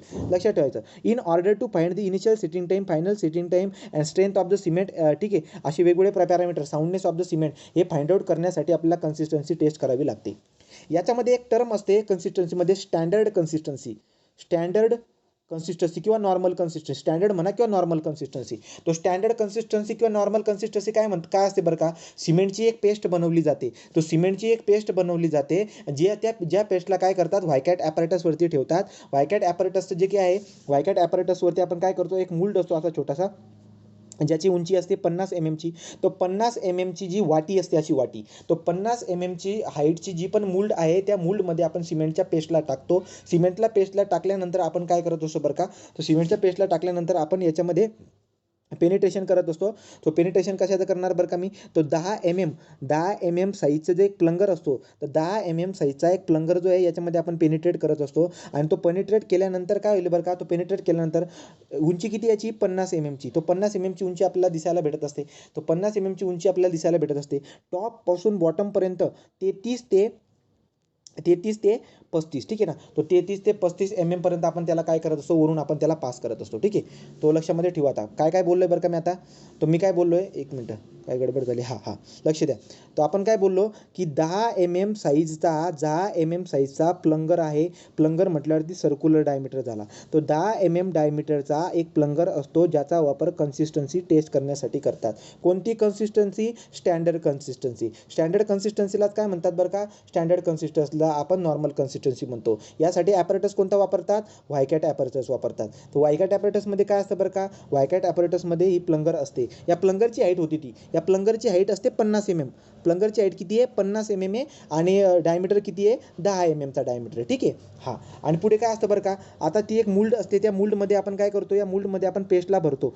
मोल्डमध्ये आपण पेस्टला बोलतो. या पेस्टची उंची किती असते, या पेस्टची उंची असते 40 mm, ठीक आहे. या पेस्टची उंची किती असते, 40 mm. आपण काय करतो बरं का, वरून जे काही आहे ना, वरून आपण त्या प्लंगरला सोडतो. वरून सोडल्यानंतर किती पेनिट्रेट व्हायला पाहिजे, 33 ते 35 mm एवढं जे काही पेनिट्रेट व्हायला पाहिजे. म्हणजे बॉटमपासून किती, बॉटमपासून जे काही आहे 5 ते 7 mm. तो बॉटमपासून कधी बॉटमपासून विचारून घेतील ते, राईट. तर या पद्धतीने आपण बोलत असतो. तर वरून 33 ते 35 mmचं पेनिट्रेशन होण्यासाठी याच्यामध्ये जेवढं पण तुम्ही पाणी ॲड केलं असेल ना, ते पाणी जे असतं ते वॉटर कंटेंटला आपण बोलतो स्टँडर्ड कन्सिस्टन्सीचा वॉटर कंटेंट, ठीक आहे. तर तेवढं जर का पाणी असेल ना, तर सिमेंटला स्टँडर्ड कन्सिस्टन्सी भेटते. असं सिमेंट चांगलं काम करतं असं आपण म्हणत असतो. मी नवीन व्यवस्थित गोष्ट क्लिअर करतो बघा. सिमेंटवरती कन्सिस्टन्सी नावाची टेस्ट करतात, कारण की initial setting time, final setting time अशा वेगवेगळ्या प्रकारचे पॅरामीटर तुम्हाला शोधाव्या लागतात. त्यासाठी आपल्याला स्टँडर्ड कन्सिस्टन्सी टेस्ट करावी लागत असते. स्टँडर्ड कन्सिस्टन्सी टेस्ट कशी करतात बरं का, स्टँडर्ड कन्सिस्टन्सी टेस्ट करायचा पर्पज काय आहे, तुम्हाला वॉटर कंटेंट शोधायचं आहे. तुम्हाला असं वॉटर कंटेंट शोधायचं आहे की ज्याच्यामुळे आपली पेस्ट एकदम स्टँडर्ड कन्सिस्टन्सी बनेल, ज्याच्यावरती काम चांगलं करता येईल. मग स्टँडर्ड कन्सिस्टन्सी टेस्ट आपण का करत असतो, कारण की आपल्याला एक वॉटर कंटेंट शोधायचं आहे. मग ते वॉटर कंटेंट मी कसं शोधतो बरं का, मी त्यासाठी काय करतो, पेस्ट बनवतो आणि व्हायकॅट ॲपॅरेटसवरती टेस्ट करत असतो. व्हायकॅट ॲपॅरेटसचा एक मोल्ड असतो, त्या मोल्डमध्ये आपण पेस्टला भरून टाकत असतो. व्हायकॅट ॲपॅरेटसमध्ये जे काही आहे, एक प्लंगरचा वापर केला जात असतो. त्या प्लंगरची उंची 50 mm ची असते आणि डायमीटर 10 mm चा असतो. आपण त्याला वरून सोडतो आणि वरून सोडल्यानंतर ती किती जायला पाहिजे, 33 ते 35. तर 33 ते 35 mmचं पेनिट्रेशनसाठी जे पण वॉटर कंटेंट त्याच्यामध्ये असेल ना, ते वॉटर कंटेंट म्हणजे आपल्या स्टँडर्ड कन्सिस्टन्सीचं वॉटर कंटेंट. हे आपलं काम असतं शोधायचं. ही टेस्ट करण्यासाठी आपल्याला टेम्परेचर किती मेंटेन करून ठेवावं लागत असतं, तो टेम्परेचर मेंटेन करून ठेवावं लागत असतं 27 ± 2 डिग्री सेल्सिअस, ठीक आहे. आणि ह्युमिडिटी किती ठेवावं लागत असते, 90 डिग्री सेल्सिअसची, 90%. तो 90%ची ह्युमिडिटी ठेवा आणि 27 ± 2 डिग्रीचं टेम्परेचर ठेवा. कधी टेम्परेचर पण तुम्हाला विचारून घेत असतो. बोला, क्लिअर आहे काय, ठीक आहे. आता ही टेस्ट करतात कशी, ही टेस्ट करण्यासाठी आपल्याला काय करावं लागत असतं, ही टेस्ट स्टँडर्ड कन्सिस्टन्सी तुम्हाला आता काढायची. ती टेस्ट करण्यासाठी तुम्हाला काय करावं लागत असतं, 500 ग्रॅमचं सिमेंट घ्यावं लागतं. तो 500 ग्रॅमचं सिमेंट घ्या. 500 ग्रॅमचं सिमेंट घेतलं. 500 ग्रॅमच्या सिमेंटमध्ये आपण काय करत असतो, आपल्याला माहीत नसतं. IS कोड आपल्याला काय म्हणतो की 500 ग्रॅमच्या सिमेंटमध्ये तुम्ही काय करा, त्याच्या वेटच्या 24%, आता 500 ग्रॅमचा जर का आपण 24% करायला जर का गेलो, तर काही ना काही व्हॅल्यू आपल्याला दिसायला भेटेल. तो 500 ग्रॅमच्या 24% एवढं काय घ्यायचं बरं का, एवढं वॉटर घ्यायचं इनिशियली. तो 500 ग्रॅमचं सिमेंट घेतलं, याच्यामध्ये पाणी ॲड करेल किती, या सिमेंटच्या वजनाच्या 24% एवढं पाणी याच्यामध्ये मी ॲड करेल. तर 24% पाणी ॲड केल्यानंतर आपण काय करणार बरं का, पेस्ट बनवणार. ही पेस्टला आपण कुठे ठेवणार बरं का, या पेस्टला आपण व्हायकॅट ॲपॅरेटसचा जो खालचा मोल्ड असतो त्या मोल्डमध्ये आपण ठेवणार. मोल्डमध्ये ठेवल्यानंतर आपण काय करतो बरं का, त्या प्लंगरला सोडतो आणि तो असं आपण काय करतो, रिपीट ही टेस्ट करत असतो जोपर्यंत जोपर्यंत पेनिट्रेशन कुठपर्यंत 33 ते 35 होत नाही, वरून टॉपपासून 33 ते 35 होत नाही तोपर्यंत आपण टेस्ट परफॉर्म करत असतो. त्यासाठी जे पण वॉटर कंटेंट आपण ॲड केलं असेल ते आपलं काय असते, तो आपला पी असतो, स्टँडर्ड कन्सिस्टन्सीचा वॉटर कंटेंट पी, आणि याचा वापर करून आपण बाकीच्या टेस्ट करत असतो. क्लिअर आहे. ओपीसी सिमेंटसाठी परीक्षेमध्ये विचारतील, ओपीसीचा जो सिमेंट असतो त्या ओपीसी सिमेंटसाठी स्टँडर्ड कन्सिस्टन्सीसाठीचा वॉटर कंटेंट किती येतो, तर कोणत्या रेंजमध्ये 25% ते 35%. ठीक आहे ना. पीची व्हॅल्यू कोणत्या रेंजमध्ये सापडते ओपीसीसाठी, तर 25% ते 35%च्या रेंजमध्ये आपल्याला स्टँडर्ड कन्सिस्टन्सीसाठी असणारा वॉटर कंटेंट सापडतो. तो आता आपण पुढे जाऊ.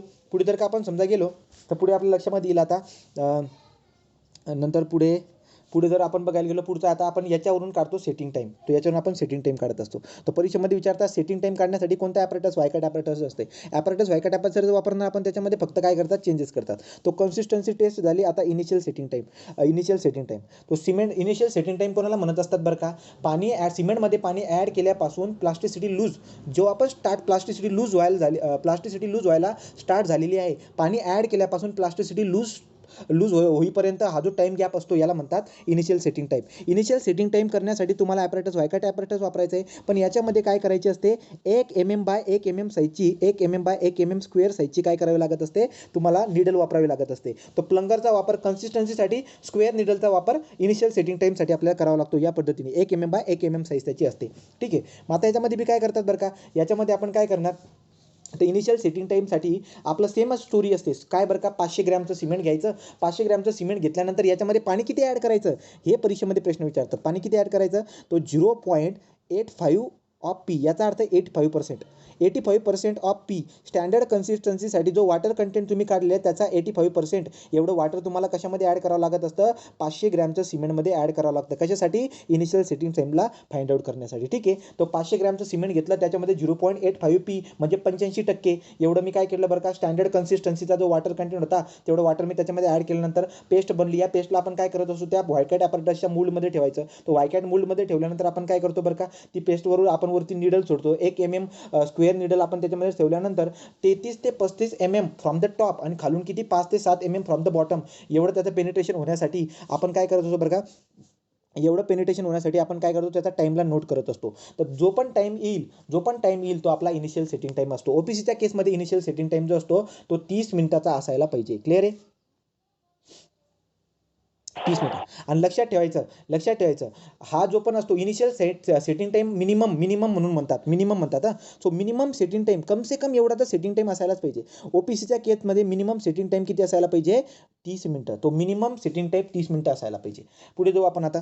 पुढचं आपल्याकडे आता final setting time. Final setting टाईमसाठी आपल्याला काय करावं लागतं, जी टेस्ट आपण इनिशियल सेटिंग टाईमवरती केली ना त्यालाच पुढे फॉरवर्ड करावी लागत असते. याचा अर्थ काय झाला, की वायकॅट मोडमध्ये तुम्ही काय केली होती, स्क्वेअर निडल टाकली होती. आता त्याला बदलून टाका. 30 मिनिटं झाले ना, त्याच्या पुढे कंटिन्यू प्रोसिजर करा. तुम्हाला नवीन सॅम्पल घ्यायची गरज नाही, की चला बाबा नवीन 500 ग्रॅमचं हे घ्या. नवीन सॅम्पल घ्यायची गरज नाहीये, त्यालाच फॉरवर्ड करायचं. याचा अर्थ जर का परीक्षेमध्ये प्रश्न असा विचारला की फायनल सेटिंग टाईम काढण्यासाठी वॉटर कंटेंट किती वापरलेला असतो, मग तुम्ही उत्तर काय देणार, 85% ऑफ द पी. क्लिअर आहे का, तेवढंच पाणी राईट. तर त्यालाच आपण कॅरी फॉरवर्ड करायचं. मग आता झालं काय बरं का, या निडलला काढून टाकायचं आणि त्याच्याऐवजी वायकट याच्यामध्ये काय करून घ्यायचं, ॲन्युअल कॉलर विथ निडल लावून द्यायचं. याचा अर्थ काय असतं बरं का, अशी एक ॲन्युअल कॉलर असते, तो अशा पद्धतीने दिसायला भेटते. ती अशी जी आहे ना, ही सर्क्युलर ॲन्युअल कॉलर असते, याच्यामध्ये एक निडल असते, अशी एक निडल असते राईट. हे जर आपण याला कापून बघितलं तर आपल्याला अशा पद्धतीने दिसायला भेटेल ते. ठीक आहे. तर या पद्धतीने दिसायला भेटत असतं. तर आपण काय करत असतो बरं का, आता ते स्क्वेअर निडलला काढून हे लावून देतो तिथं, आणि हे पुन्हा काय होतं, हे पेनिट्रेशन होत जात असते. तर आपलं काम काय आहे की बाबा हे जे बाहेरचं ॲन्युअल रिंग जे ना, हे ॲन्युअल रिंग दिसायला नको, फक्त काय दिसायला पाहिजे, फक्त आमधला डॉट दिसायला पाहिजे. तोपर्यंत आपण टाईमला नोट करत असतो. पहिले अर्धा तास झालेला आहे. ठीक आहे. तो अर्ध्या तासला पण पकडावं लागतं, त्याच्या पुढे आपल्याला जावं लागेल. टाईम होत जाईल 1 तास 2 तास या पद्धतीने आपल्याला दिसायला भेटेल राईट. ठीक आहे. किंवा समजा त्याच्या पुढे किंवा पहिल्यापासून बी कधी काही लोक काय करतात, पहिल्यापासून बी फायनल सेटिंग टाईम काढू शकतात. तो त्याचा काही विषय नाही. तर मग लक्षामध्ये येईल आपल्या काय बरं का, तर तुम्हाला आता लक्षात येते जे काही आहे, जोपर्यंत तुम्हाला फक्त डॉट दिसत नाही तोपर्यंत तुम्हाला काय करावं लागतं, तोपर्यंत टेस्टला बघावं लागतं. तर यासाठी जे काही आहे ओपीसीच्या केसमध्ये हा जो टाईम येत असतो हा 10 तासाचा येत असतो. तर कधी पण लक्षात ठेवायचं, फायनल सेटिंग टाईम हा मॅक्झिमम असतो, इनिशियल सेटिंग टाईम हा मिनिमम असतो. ओपीसीसाठी इनिशियल सेटिंग टाईम हा 30 मिनिटाचा आहे मिनिमम, आणि फायनल सेटिंग टाईम हा मॅक्झिमम किती आहे, 600 मिनिटाचा आहे. 600 मिनिटं म्हटल्यावरती 10 तास. क्लिअर आहे. आणि ॲन्युअल तुम्हाला जर विचारलं की annual collar ring with needle याची साईज किती असते, तर 5 mm त्याचा डायमीटर असतो. तो 5 mm डायमीटरचा तो आपल्याला दिसायला भेटत असतो. त्याच्या सेंटरमध्ये एक एक निडल लावलेली असते आतमध्ये. आणि हे पण सगळे टेस्ट परफॉर्म करण्यासाठी टेम्परेचर किती असायला पाहिजे, टेम्परेचर 27 ± 2 डिग्री सेल्सिअस. आणि ह्युमिडिटी किती असायला पाहिजे, ह्युमिडिटी जी आहे ती 90%ची, ह्युमिडिटी 65 ± 5%ची असायला पाहिजे. ठीक आहे. Test during the laboratory 90%. हे काय होतं, ह्युमिडिटी ऑफ द मूल्ड. मूल्डची ह्युमिडिटी अलग आहे आणि जिथं पण आपण टेस्ट करत आहोत ना, त्याच्या आजूबाजूच्या वातावरणामधलं जी ह्युमिडिटी आहे ती 90%ची असायला पाहिजे. कुठे नोट दिली असेल त्या पद्धतीने बघा. तो हे वाला आहे. इनिशियल सेटिंग टाईम बघा. इनिशियल सेटिंग टाईम काय असतं, पाण्याला ॲड केल्यापासूनची हे वाला दिलेली प्लास्टिसिटीसाठी नो क्लिअर, हवाला पॉईंट पण लक्षामध्ये घेऊन घ्यायचा. No clear demarcation between the initial and final setting time. कधी कधी तुम्हाला MSQ विचारतील आणि लक्षात ठेवायचं, तुम्ही विचार करा, नगर परिषदची जी परीक्षा आहे याच्यामध्ये 17 विषय जर का दिलेले आहेत तर तुम्ही प्रश्न विचारायला पाहिजे स्वतःला की यार 17 विषय आहेत आणि मेकॅनिक सारखा सब्जेक्ट करण्यासाठी म्हणजे जवळजवळ 2 क्वेश्चन 4 मार्क मिळवण्यासाठी आपल्याला पूर्ण मेकॅनिक शिकावं लागेल. पण तो क्वेश्चन विचारणारा एवढा हुशार असतो ना, तो सगळं कव्हर करून टाकेल. कसं कव्हर करेल माहिती आहे, तो काय करेल माहिती आहे का, एकाच क्वेश्चनमध्ये तिघं चॅप्टरचे 3-3 क्वेश्चन देऊन दिले MSQ. असं पण करता येतं त्याला. आणि असं केलंय TCS वाल्यांनी अगोदर बी. तो अशी जे की option all of the above आहे असे टाकून देतात. तो सिलेबसला पूर्ण कव्हर करण्यासाठी तो असं प्रश्न करेल. त्यामुळे तुम्हाला पूर्ण वाचावं लागेल. सांगायचं तात्पर्य काय आहे की प्रत्येक धड्यामधला प्रश्न विचारला जाऊ शकतो, चान्सेस आहे त्याची. तर त्यामुळे तुम्हाला सगळं वाचावं लागेल नीटनेटकं पद्धतीने. पुढे तो मग आता हे जे काही आहेत इनिशियल असो का फायनल सेटिंग टाईम असो, त्याच्यासाठी तुम्हाला पाणी किती टक्के घ्यायचं आहे ते तुम्हाला सांगितलं आहे. नंतर पुढे तो हे टाईम वगैरे लक्षात ठेवा. हे बघा, इथं प्रश्न काय विचारला आहे, which of the following pair respect to the ordinary Portland cement is correct match. सांगा बरं का. तो इनिशियल सेटिंग टाईम हा 30 मिनिटाचा असतो मिनिमम, बरोबर. फायनल सेटिंग टाईम हा 10 तास असतो, बरोबर. नॉर्मल कन्सिस्टन्सी 10%ची असते. नॉर्मल कन्सिस्टन्सी कुठे काय, नॉर्मल कन्सिस्टन्सी म्हणजे स्टँडर्ड कन्सिस्टन्सी. स्टँडर्ड कन्सिस्टन्सी काय असतो, वॉटर कंटेंट असतो. आणि किती असायला पाहिजे बरं का, ती 25 ते 35% बिटवीन असायला पाहिजे. पण इथे उत्तर किती दिले, 10%. याचा अर्थ गलत आहे. क्लिअर आहे का. मग तुम्हाला विचारलं की कोणतं बरोबर आहे, 1 आणि 2. 1 आणि 2 बघा, नॉर्मल कन्सिस्टन्सीला स्टँडर्ड कन्सिस्टन्सी म्हणतात आणि स्टँडर्ड कन्सिस्टन्सी रेंज किती असते, 25 ते 35% असे क्वेश्चन विचारतात. पुढे जाऊ. आता पुढचे आहे आपल्याकडे सिमेंटवरती आपल्याला स्ट्रेंथ टेस्ट पण करावी लागते. आता स्ट्रेंथ पण 2 प्रकारचे आहेत, कॉम्प्रेसिव्ह स्ट्रेंथ आहे, नंतर पुढे जे काय आहे टेन्साईल स्ट्रेंथ आहे, आणि एक फ्लेक्झरल स्ट्रेंथ पण आपल्याला दिसायला भेटत आहे. त्याने घेतली की नाही, तो टेन्साईल स्ट्रेंथ आहे. आणि नंतर ठीक आहे 2च घेतलेले आहेत. तो कोणकोणती आहे, कॉम्प्रेसिव्ह टेस्ट आहे आणि टेन्साईल टेस्ट आहे. बघू आता एक एक करून. सो पहिले स्ट्रेंथ टेस्टमध्ये जे काही आहे आपल्याकडे आता कॉम्प्रेसिव्ह स्ट्रेंथ टेस्ट आहे. कॉम्प्रेसिव्ह स्ट्रेंथ टेस्ट करण्यासाठी तो आपल्याला काय करावं लागत असतं, आपल्याला मोर्टार बनवावी लागत असते, ज्याच्यामध्ये वॉटर कंटेंट आपल्याला किती ॲड करायचं आहे, P/4 + 3%. P/4 + 3%. ठीक आहे. तो P म्हटल्यावरती स्टँडर्ड कन्सिस्टन्सी 25 ते 35% मधला. आता एक एक करून बघू. इनिशियल आणि फायनल सेटिंग टाईमसाठी आपण वॉटर कंटेंट ठेवलं आहे 85% ऑफ P. इथे किती ठेवलं आहे, P/4 + 3 ब्रॅकेटचा % एवढा. ठीक आहे, एवढं % आपल्याला घ्यायचं आहे. आणि नंतर आपल्याला काय करावं लागत असतं बरं का, तो कंप्रेसिव्ह टेस्ट करण्यासाठी आपल्याला मोर्टार बनवावी लागत असते. मोर्टार बनवण्यासाठी आपल्याला सिमेंट लागेल आणि सँड लागेल. सँड कोणती घेत असतो, स्टँडर्ड सँड घेत असतो. जर परीक्षेमध्ये प्रश्न विचारला की स्टँडर्ड सँड कोणती असते, तर स्टँडर्ड सँड कोणती असते, इन्नोरची सँड. कोणती, इन्नोर सँड ही स्टँडर्ड सँड असते. इन्नोर हे काय बरं का, इन्नोर हे प्लेस आहे ठिकाण आहे. ठीक आहे. तो आपण काय करत असतो, स्टँडर्ड सँड घेत असतो, इन्नोरची सँड घेत असतो. कोणत्या रेशोमध्ये घेत असतो, सिमेंटचा जर का 1 प्रोपोर्शन असेल तर सँडचा आपण 3 घेतो. तो 1:3 या प्रोपोर्शनमध्ये सिमेंट आणि सँड घ्या, स्टँडर्ड सँड घ्या, जी की इन्नोरची आहे. मग याचा अर्थ काय झाला बरं का, तर याचा अर्थ जर का समजा मला जर का मी 185 ग्रॅम जर का मी सिमेंट घेत असेल तर त्याच वेळेस मला 555 ग्रॅमचं काय घ्यायला पाहिजे, 555 ग्रॅमचं मला सँड घ्यायला पाहिजे. तो 185 ग्रॅमची सिमेंट घेतली, 555 ग्रॅमचा सँड घेतला, या दोघांना एकत्र केलं, 1:3 प्रोपोर्शनमध्ये एकत्र होतं. P/4 + 3%. एवढं आपण पाणी त्याच्यामध्ये ॲड केलं. पाणी ॲड केल्यानंतर आपण त्याची मोर्टारची पेस्ट बनवून टाकली. आता ही मोर्टारची जी पेस्ट आहे याला आपण फिल करणार कशामध्ये, मूल्डमध्ये. तो मूल्डमध्ये आपण फिल करतो. आता हा मूल्ड जो काय आहे, या मूल्डची साईज किती असते परीक्षेमध्ये विचारतील. हा सिमेंट आहे बरं का, हा कॉन्क्रीट नाही आहे. तो सिमेंटसाठी जो मूल्ड असतो त्याची साईज काय असते, ती साईज असते 70/7 × 70/7 × 70/7. कधी कधी तुम्हाला 70/7 असं दिसायला भेटेल, किंवा असं पण असू शकतं 70.7 होता तो 70.8 × 70.8 × 70.8. सांगायचं तात्पर्य काय बरं का, तर त्याची साईज मूल्ड आहे ना, तो मूल्ड म्हटल्यावरती या पद्धतीने दिसायला भेटेल ते. त्याची साईज तुम्हाला दिलेली आहे. तो 70.7 साईज असू शकते किंवा 70.8 असू शकते किंवा 70.9, तुम्हाला कोणता पण ऑप्शन तुम्हाला दिसायला भेटतो. तर कधी कधी 71 पण देऊन देतील, कधी कधी 70 पण देऊन देतील, पण रेंज मात्र लक्षामध्ये ठेवून घ्या तुम्ही. ठीक आहे. तर या पद्धतीने क्वेश्चन आपल्याला विचारून घेत असतात. तर ही झाली साईज त्याची. तो साईज झाली. जर त्याची साईज झाली तर आपल्याला सरफेस एरिया जर का विचारला की हा जो मोल्ड आपण घेत आहे सिमेंटच्या टेस्ट करण्यासाठी, कॉम्प्रेसिव्ह टेस्ट करण्यासाठी, त्याचा सरफेस एरिया किती असतो, हा सरफेस एरिया. तो सरफेस एरिया जर काढायला गेलो तर 70.7 × 70.7 जर का मी केलं तर मला जवळजवळ उत्तर भेटत असतं 5000 mm² 5000 mm². तर लक्षात ठेवायचं, सिमेंटवरती कॉम्प्रेसिव्ह टेस्ट जर का करायची असेल तर त्यासाठी मोल्डची साईज काय असते, 70.7 × 70.7 × 70.7.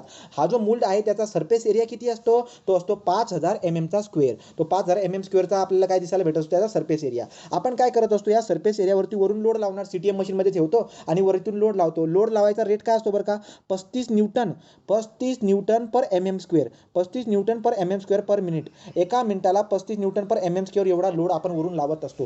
ठीक आहे, वरून लोड लावत असतो. तुम्ही यूटीएम मशीन किंवा सीटीएम मशीनवरती तुम्ही काय करू शकता, प्रॅक्टिकल करू शकतात. आपण काय करतो, असे 3 सॅम्पल घेत असतो आणि तिन्ही सॅम्पलचा आपण रिझल्ट काढतो. तो याचा रिझल्ट काढणार. रिझल्ट कसा काढणार, कुठपर्यंत फोटो त्यात फुटेल, तो क्रॅक्स पडतात तिथपर्यंत आपण ते टेस्ट करत असतो. तो 3 सॅम्पल आपल्याकडे असतात आणि या 3 सॅम्पलमधलं जो पण व्हेरिएशन आहे ते व्हेरिएशन किती असायला पाहिजे. सो जे ॲव्हरेज आपण काढणार, तो average of the 3 sample taken for the compressive strength having maximum deviation ±15%. सांगायचं तात्पर्य काय बरं का, हा एक ब्लॉक होता, हा एक ब्लॉक होता, हा एक ब्लॉक होता. याची आपण कॉम्प्रेसिव्ह टेस्ट काढली, याची पण काढली, याची पण काढली. तिघांचं आपण ॲव्हरेज काढलं. ॲव्हरेज आली काहीतरी एक व्हॅल्यू. तो ही एक्स व्हॅल्यू जी काही आली, याचा आणि याचा फरक, याचा आणि याचा फरक, याचा आणि याचा फरक असला तर चालेल, पण फरक मात्र ±15% पेक्षा जास्त असायला नको. ±15% पेक्षा जास्त असायला नको. क्लिअर आहे का, बोला रे.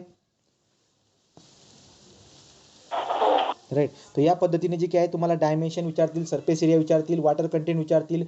ठीक आहे, वॉटर कंटेंट विचारतील, प्रोपोर्शन पण विचारू शकतात.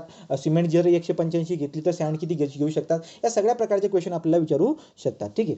तर याच्यानुसार आपण काय करतो बरं काय, सिमेंटचे जे काय आहेत सिमेंटचे ग्रेड आपण बनवतो. कॉम्प्रेसिव्ह स्ट्रेंथ काढल्यानंतर आपल्याला सिमेंटचे ग्रेड भेटले. सिमेंटचे 3 ग्रेड आपल्याला दिसायला भेटत असतात. तर कोणकोणते सिमेंटचे 3 ग्रेड आहेत, OPC 33 आहे, OPC 33 आहे.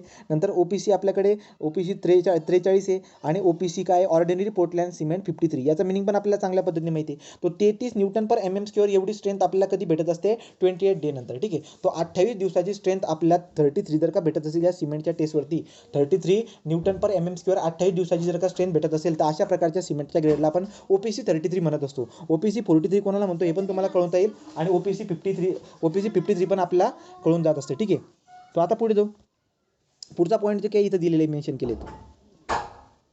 ठीक आहे, तो हे तुम्हाला रेट पण दिलेला आहे, डेविएशन पण दिलेलं आहे. आता एज फॅक्टर कधी कधी विचारून घेतात, तो एज फॅक्टरबद्दल पण लक्षामध्ये राहायला पाहिजे. जर का समजा आपण आता ठीक आहे, एज दिलेत, एज कोणकोणते आहेत, 3 दिवसाचं एज आहे, 7 दिवसाचं आणि 28 दिवसाचं एज आपल्याला दिलेलं आहे. तर जर तुम्ही OPC 33 जर का आपण घेतलं तर OPC 33 वरून आपल्याला काय लक्षात घ्या, OPC 33 हा तुम्हाला कधी भेटतो, 28 दिवसानंतर. आपल्याला काय म्हणतात की 3 दिवसामध्ये 50% स्ट्रेंथ अचीव होऊन जात असते. मग 3 दिवसामध्ये जर का 50% स्ट्रेंथ जर का अचीव होते, तर तुम्ही मला सांगा 33 डिवाइड बाय 2 केल्यावरती किती येईल बरं का, हे 15 16 म्हटलं. ठीक आहे, तो जवळजवळ 16 एवढी व्हॅल्यू आपल्याला दिसायला भेटत असते. तो सांगायचं तात्पर्य काय, सिमेंटमध्ये तिसऱ्या दिवशी किती स्ट्रेंथ सापडते, तिसऱ्या दिवशी 50%. 28 दिवसाच्या 50% एवढी स्ट्रेंथ तिसऱ्या दिवशी आपल्याला भेटून जात असते. त्यामुळे स्ट्रेंथ फॅक्टर किती आला 3 दिवसाचा, 0.5 किंवा 50% किंवा 1/2. 3 दिवसाचा स्ट्रेंथ फॅक्टर किती असतो, 0.5 किंवा 50% किंवा 1/2. ठीक आहे. पुढे 7 दिवसाचा किती आहे, 0.7 किंवा 70% किंवा 2/3. तो हे फॅक्टर तुम्हाला विचारू शकता. एक तर 2/3 लिहिलेलं दिसायला भेटेल, एक तर 70% असेल किंवा 0.7 असेल. याचा अर्थ काय झाला बरं का, की 28 दिवसामध्ये जर का समजा तुम्हाला 33 एवढी जर का स्ट्रेंथ भेटत असेल, तर 33 गुणिले 0.7 जर का मी केला, तर याच्यानुसार आपल्याला काही ना काही व्हॅल्यू भेटून जाईल. एवढी तुम्हाला स्ट्रेंथ 7व्या दिवशी भेटते आणि 28व्या दिवशी तुम्हाला 100% स्ट्रेंथ भेटत असते. त्यामुळे हे स्ट्रेंथ फॅक्टर तुमच्या लक्षात राहायला पाहिजे. तिसऱ्या दिवशी 50%, 7व्या दिवशी 70%, 28व्या दिवशी 100%. क्लिअर आहे का. पुढे जाऊ. पुढचं काय आपल्याकडे, तो पुढचा आता आपल्याकडे तो हे बघा, हा वाला टेबल खूप फेमस टेबल आहे. हा टेबल तुमचा काही करू परीक्षेमध्ये येऊ नाही, पण हा तोंडी पाठ पाहिजे. हा टेबल तोंडी पाठ पाहिजे. ठीक आहे. तो सिमेंटची कॉम्प्रेसिव्ह स्ट्रेंथ जी काही आहे ना, याच्यानुसार आपल्याला हा टेबल विचारतात. OPC 33, OPC 43, OPC 53. जर का समजा याच्यावरून जर का निघत असेल तर बेटर आहे. बघू बरं का आता काय मला म्हणलेलं आहे OPC 33. आता OPC 33 3 दिवसाची स्ट्रेंथ किती असेल, सरळ सरळ तुम्ही फॅक्टरने मल्टिप्लाय करू शकतात. तर तुमच्याकडे ते फॅक्टर पण आहे, त्याच्यानुसार पण जाऊ शकतो आपण, किंवा फॅक्टर आहेत किंवा दुसरी पण अजून ट्रिक आहे आपल्याकडे. कशानुसार बरं का बघा, तो जेव्हा पण आता आपण OPCची बात करतोय, OPC 33, तो OPC 33 जर का 0.5 मल्टिप्लाय केलं तर 16 उत्तर येणार आहे. बरोबर. जर आता तुम्ही बघायला गेलात तर 7 दिवसाची बघू, तो करून बघा बरं का. 33 गुणले 0.7 जर का आपण केला तर 7 त्रिक 21, हाच्याला गेलो 21 आणि हे परत 2 किती झाले 23. तर याचा अर्थ 23.1 येते. मग 23.1 याने घेतलं किती 22 घेतले. ठीक आहे, 22 लक्षात राहू देऊ. आणि 28 दिवसात किती भेटेल तुम्हाला 33. तर या पद्धतीने ही व्हॅल्यू आपल्याला दिसायला भेटत असते. तो 16, 22 आणि 33 3 दिवस, 7 दिवस आणि 28 दिवस ही बात केली आपण OPCची. सेम तुम्हाला 43 पण तसंच भेटेल. तो 43 किती बरं का, 23, 33, 43. तर 43 बद्दल काही प्रॉब्लेमच नाही आहे. एक एक घर आपण वाढत जाईल. 23, 33 आणि 43. तो OPC 43ची गोष्टी लक्षात ठेवायला सोप्या जात आहेत. 3 दिवसाची स्ट्रेंथ आहे 23 न्यूटन पर mm², 7 दिवसाची आहे 33 आणि 28 दिवसाची आहे 43. पुन्हा जाऊ आपण इकडे, पुन्हा जर आपण वेगळं OPC 53 कडे, तो 27, 37, 27, 37 आणि 53, 27, 37 आणि 53. तर लक्षात कसं ठेवताय तुम्ही त्याच्यावरून बघा. ठीक आहे, एकतरी फॅक्टरवरून लक्षात ठेवा, अंदाजी व्हॅल्यू इकडे तिकडे करून तुम्ही ती लिहू शकतात. तर पुढे जाऊ बरं का. आता पुढे आपल्याला काय म्हणतात की IS 10-262 जे काही आहेत, या 10-262ने OPCच्या वेगवेगळे ग्रेड केले. जवळजवळ किती ग्रेड केलेत बरं का, A पासून 7 पर्यंत. परीक्षेमध्ये प्रश्न जर का आला, अकॉर्डिंग टू दी IS 1062 नुसार OPCचे किती ग्रेड असतात, तर 7 ग्रेड असतात A पासून A पर्यंत. A पासून A पर्यंत ग्रेड आहेत. तो A ग्रेड जेव्हा म्हणतात तर A ग्रेडची स्ट्रेंथ असते 32.5 ते 37.5 न्यूटन पर mm², MPa म्हणा किंवा न्यूटन पर mm² म्हणा. याचा अर्थ आपला याच्यामध्ये कोणता, हा A ग्रेडमध्ये A ग्रेड म्हटल्यावरती कोणता येणार बरं का, हा A ग्रेड म्हटल्यावरती OPC 33. कारण की बघा स्ट्रेंथ काय 32.5 ते 37.5 मध्ये 33 लाय होत असतो. त्यामुळे OPC 33 हा ग्रेड जो काही आहे, हा ग्रेड आपल्याला कॅटेगरी A मध्ये दिसायला भेटेल. पुढे जर बघायला गेलं तर कॅटेगरी C मध्ये कोणता असणार आहे, तो कॅटेगरी C मध्ये तुम्हाला OPC 43 सापडेल. आणि पुढे जर बघायला गेलो तर कॅटेगरी E, तो परीक्षेमध्ये प्रश्न विचारतील की अकॉर्डिंग टू दी IS याच्यानुसार कोणत्या कॅटेगरीमध्ये OPC 33 बसतो. तो OPC 33 कोणत्या कॅटेगरीमध्ये बसतो, A. OPC 43 C, एक घर सोडून मोजायचं, आणि एक घर सोडून मोजायचं, तो C, आणि नंतर काय E. कुठेतरी लिहिलं असेल ते, क्लिअर आहे का बोला रे. ते हा वाला पॉईंट पण क्लिअर झाला, ACE. आता पुढे आपण जात असतो टेन्साईल स्ट्रेंथ. आता आपल्याला टेन्साईल स्ट्रेंथ करायची. हा प्रश्न काय विचारलाय बरं बघा.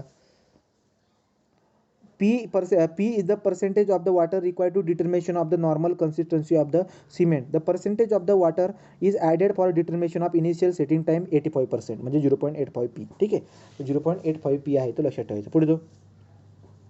आता मला टेन्साईल स्ट्रेंथ करायची. तो परीक्षेमध्ये विचारतात की बाबा टेन्साईल स्ट्रेंथ जर का तुम्हाला काढायची असेल सिमेंटची, त्यासाठी ॲपरेटस कोणता लागत असतो, तर त्यासाठी जो काही आहे त्यासाठी आपल्याला ॲपरेटस वापरावं लागत असतं. ॲपरेटसचं नाव दिले का बरं का, इथं ब्रिकवेट ॲपरेटस असते, ते इथं असेल ना कुठेतरी.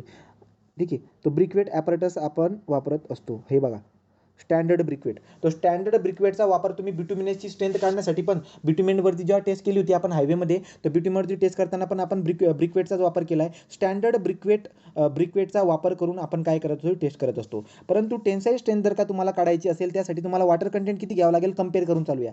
तिकडे होतं P/4+3%. हे कॉम्प्रेसिव्ह स्ट्रेंथ काढण्यासाठी वॉटर कंटेंट वापरावा लागत असतो. आणि इकडे जर तुलना केली तर Pचे एक घर वाढवला मी 5 + 2.5. तो P/5 + 2.5% एवढं कशासाठी बरं का, तर एवढं आहे टेन्साईल स्ट्रेंथ काढण्यासाठी. हे तर पाठच पाहिजे, तोंडी पाठ पाहिजे. गोष्टी कोणकोणत्या पाठ पाहिजेत, वॉटर कंटेंट पाठ पाहिजे. ठीक आहे. तो टेन्साईल स्ट्रेंथ करण्यासाठी तुम्हाला वॉटर कंटेंट P/5 + 2.5% घ्यावा लागत असतो. आणि नंतर पुढे मोर्टार बनवण्यासाठी स्टँडर्ड ब्रिकवेटचा वापर करावा लागत असतो. स्टँडर्ड ब्रिकवेटवरती तुम्हाला टेन्साईल फोर्स अप्लाय करावा लागतो. मागे जे काही आहे आपण कॉम्प्रेसिव्ह फोर्स अप्लाय केला होता, किती रेटने अप्लाय केला होता, 35 होता, I think 35 Newton per mm² per minute, या रेटने आपण अप्लाय केला होता. आणि इथं जर का बघायला गेलं तिथं टेन्साईल स्ट्रेंथ किती आहे, एक पॉईंट इकडे सरकून जायचं, 3.5 न्यूटन पर mm² पर मिनिट, या रेटने आपण काय करत असतो, या रेटने आपण टेन्साईल स्ट्रेंथ त्याच्यावरती अप्लाय करत असतो. राईट. असे आपण जवळजवळ 12 सॅम्पल घेत असतो. सिमेंटची कॉम्प्रेसिव्ह स्ट्रेंथ करण्यासाठी किती सॅम्पल घेत असतात? 3 सॅम्पल घेत असतात. सिमेंटवरती टेन्साईल स्ट्रेंथ कॅल्क्युलेट करण्यासाठी किती सॅम्पल घेतात? 12 सॅम्पल घेत असतात. ठीक आहे. तो आता जर तुम्ही बघायला गेलात तर हा जो आहे ना आपला स्टँडर्ड ब्रिक वेट असतो, हा प्लॅनमध्ये तुम्हाला दिसायला भेटतोय. पण त्याला कापल्यानंतर का त्याचा क्रॉस सेक्शन जर का बघायला गेलात ना, त्याचा क्रॉस सेक्शनल एरिया तुम्हाला सापडेल इथला हा सगळ्यात मिनिमम एरिया. हा किती असतो बरं का? हा क्रॉस सेक्शनल एरिया आपल्याला सापडत असतो.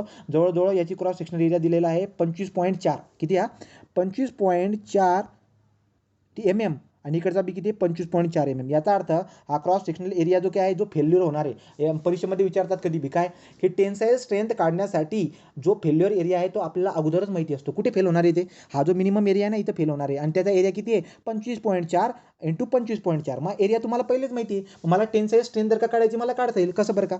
बघा, सो टेन्साईल स्ट्रेंथ जर का तुम्हाला काढायची असेल तर सगळ्यात जास्त लोड किती लावला तुम्ही तोडण्यासाठी, जो सगळ्यात जास्त लोड मी मेजर करून टाकला तो आला टी, तो टेन्साईल लोड काढून टाकला, डिवाइड बाय एरिया जर केला 25.4, कारण की याच एरियावरती फेल्युअर होते ना. 25.4 × 25.4 जर का करून टाकलं तर तुम्हाला टेन्साईल स्ट्रेंथ पण भेटून जाईल. तो टेन्साईल स्ट्रेंथ कॅल्क्युलेट करण्यासाठी आपल्याला 12 सॅम्पल घ्यावे लागतात. टेन्साईल स्ट्रेंथ कशी काढतात? Tensile load divide by area कोणता फेल्युअर होतोय? मिनिमम एरिया किती असतो? 25.4 × 25.4. आणि ॲपरेटस कोणता वापरतायत? ब्रिकवेटचा ॲपरेटस वापरतायत. टेन्साईल लोड किती लावतायत? 3.5 न्यूटन पर mm² पर मिनिट एवढं लावतोय. आणि वॉटर कंटेंट किती आहे? P/5 + 2.5% एवढं आपण याच्यामध्ये ॲड करत असतो. क्लिअर आहे? ते पण झाला पॉईंट क्लिअर. हा पर्सेंट बाहेर आहे बरं का, हा पर्सेंटेजचं चिन्ह ब्रॅकेटच्या बाहेर आहे. पुढे जाऊ. सो पुढे जर का आपण बघायला गेलो तर हा प्रश्न विचारलेला, आता काय विचारलं बघा. Strength test on the cement is made on the cube of cement sand mix. बरोबर आहे का? तो सिमेंटची जी स्ट्रेंथ टेस्ट करत असतो आपण, त्यासाठी आपल्याला सिमेंट सँड मिक्स, बरोबर आहे, सिमेंट आणि सँड तुम्हाला घ्यावी लागते. पुढे जाऊ. water to be added paste 0.25 p, where p is the water needed for the normal consistency. So water to be added for the paste कशासाठी? Strength test of the P. मला सांगा, बरोबर आहे काय? तुम्हाला जर का सिमेंटची स्ट्रेंथ काढायची असेल तर त्याच्यामध्ये वॉटर कंटेंट तुम्ही 0.25 ठेवतात का? नाही, चुकीचं आहे, दुसरं चुकीचं आहे. ठीक आहे. पुढे normal consistency is determined by Chatelier apparatus. बरोबर आहे काय? वाक्य चुकीचं आहे. Normal consistency or standard consistency. नॉर्मल कन्सिस्टन्सीला आपण स्टँडर्ड कन्सिस्टन्सी म्हणतो. इनिशियल सेटिंग टाईम आणि फायनल सेटिंग टाईम वायकॅट ॲपरेटसने आपण शोधत असतो. पुढे cube are cast in 2 layers in the leak proof mould further compacted in each layer by vibration of the machine. लक्षात घ्या रे, हा क्यूब बनवताना आपल्याला किती लेअरमध्ये हे करावं लागतं ते. आता इथं 2 लेअर म्हणलेलं आहे, ॲक्च्युली 3 असायला पाहिजे, तरी चेक करून बघू बरं का किती लेअरमध्ये. तो जवळजवळ जे काय ना इथं 2 मेन्शन केलेलं आहे, पण ऑप्शनमध्ये असा कुठेतरी एक ऑप्शन बरोबर नाही आहे, त्यामुळे आपल्याला याला पण धरून चालावं लागेल. 1 आणि 4 याचं उत्तर राहणार आहे. 1 आणि 4 याचं उत्तर राहणार आहे. ठीक आहे. तो इथं दिले नाही का किती लेअर बा, तो जवळजवळ 3 लेअर तर आपण सरासरी आतापर्यंत करत आलेलो आहे. फक्त कुठेतरी जो काही आपला स्लम टेस्ट असते ना, त्या स्लम टेस्टमध्ये आपण 4 लेअर करत असतो, राईट. तर या पद्धतीने जे आहे ही वाली गोष्ट लक्षात ठेवायची. पुढे जाऊ. तो आता हे झालं सिमेंटची. आता पुढची टेस्ट आहे सिमेंटवरती साऊंडनेस टेस्ट. साऊंडनेस म्हणजे काय बरं का? साऊंडनेस म्हणजे रेजिस्टन्स अगेन्स्ट एक्सपान्शन, याला आपण बोलतो साऊंडनेस. तो आपण काय करत असतो बरं का? To find extent volume change in cement during the hydration. ठीक आहे. सिमेंटची आणि वॉटरची रिॲक्शन होत असताना व्हॅल्यूम चेंज होत असतो, तर व्हॅल्यूम किती चेंज होतं याला डिटर्मिन करण्यासाठी साऊंडनेस टेस्ट असते. साऊंडनेस जे काही आहे, साऊंडनेस म्हणजे एक्सपान्शन होण्यामागे कोणकोणते केमिकल कंपोजिशन काम करू शकतात बरं का? तर आपल्याला माहिती, मी अगोदरच बोललो होतो, एक्सपान्शन होण्यामागे कोणकोणते केमिकल कॉन्स्टिट्यूट असतात. तो अगोदर बघितलं आपण. सगळ्यात अगोदर लाईमबद्दल काय सांगितलं होतं? लाईमचे पर्सेंटेज 62 ते 67% आपल्याला दिसायला भेटत असतात. तो जर का समजा पर्सेंटेज जर का जास्त झाले, लक्षात ठेवायचं, लाईमचा पर्सेंटेज जास्त झाल्यामुळे सिमेंट हा एक्सपांड होत असतो, याचा अर्थ सिमेंट अनसाऊंड होऊन जात असतो. आणि याच्यापेक्षा जर का कमी राहिलं तर सिमेंटची स्ट्रेंथ काय होऊन जाते? कमी होऊन जात असते. क्लिअर आहे? तो आवला पॉईंट आपल्याला माहिती होता. तर लाईममुळे पण काय होत असते? लाईममुळे दुसरं काय बरं का? तो लाईम झाला. दुसरा आहे आपल्याकडे मॅग्नेशिया. मी मॅग्नेशियाबद्दल बी बोललो होतो की मॅग्नेशिया जर का समजा जास्त झाला तर मॅग्नेशिया जास्त झाल्यामुळे सुद्धा काय होत असतं बरं का? मॅग्नेशिया जास्त झाल्यामुळे सुद्धा एक्सपान्शन होतं. काय होत असतं? कारण की मॅग्नेशिया आणि कॅल्शियम आणि मॅग्नेशियमवरती सल्फर अटॅक करतो, आणि सल्फरचा अटॅक त्यांच्यावरती झाला का मग ते एक्सपांड होऊन जातं, त्याचा व्हॅल्यूम जास्त होऊन जातो. व्हॉल्यूम जास्त झाला याचा अर्थ अनसाऊंड झाला. त्यामुळे मॅग्नेशियामुळे सुद्धा अनसाऊंडनेस येत असतं. तर लाईममुळे अनसाऊंडनेस येतं, मॅग्नेशियामुळे अनसाऊंडनेस येतं, आणि सल्फरमुळे सुद्धा अनसाऊंडनेस येत असतं या तिघांमुळे. पण सल्फरमुळे किती अनसाऊंडनेस येते हे कॅल्क्युलेट करण्यासाठी आपल्याकडे कोणत्याही प्रकारची टेस्ट नसते. मग लाईममुळे किती एक्सपान्शन झालेलं आहे किंवा मॅग्नेशियामुळे किती एक्सपान्शन झालेलं आहे हे कॅल्क्युलेट करण्यासाठी आपल्याकडे टेस्ट असतात. मग आपण पहिली उचलली अनसाऊंडनेस ड्यू टू दी लाईम. तर लाईममुळे अनसाऊंडनेस होत असते, त्यासाठी आपल्याकडे एक हे असते ली चॅटलियर ॲपरेटस. तो ली चॅटलियर ॲपरेटसचा वापर करून आपण काय करत असतो बरं का, साऊंडनेस टेस्ट आपण करत असतो. मग आता काय असते बघू, तो ली चॅटलियर ॲपरेटसचा वापर आपण करत असतो. याच्यामध्ये एक सिलेंडरचा वापर करत असतो, स्प्लिट सिलेंडर असतो. स्प्लिट सिलेंडर म्हटल्यावरती काय बरं का, अशा पद्धतीने थोडीशी इथं हे असणार आहे, ते वरून प्लान तुम्हाला दिसायला भेटतो, हाईट तुम्हाला या पद्धतीने दिसायला भेटत असते.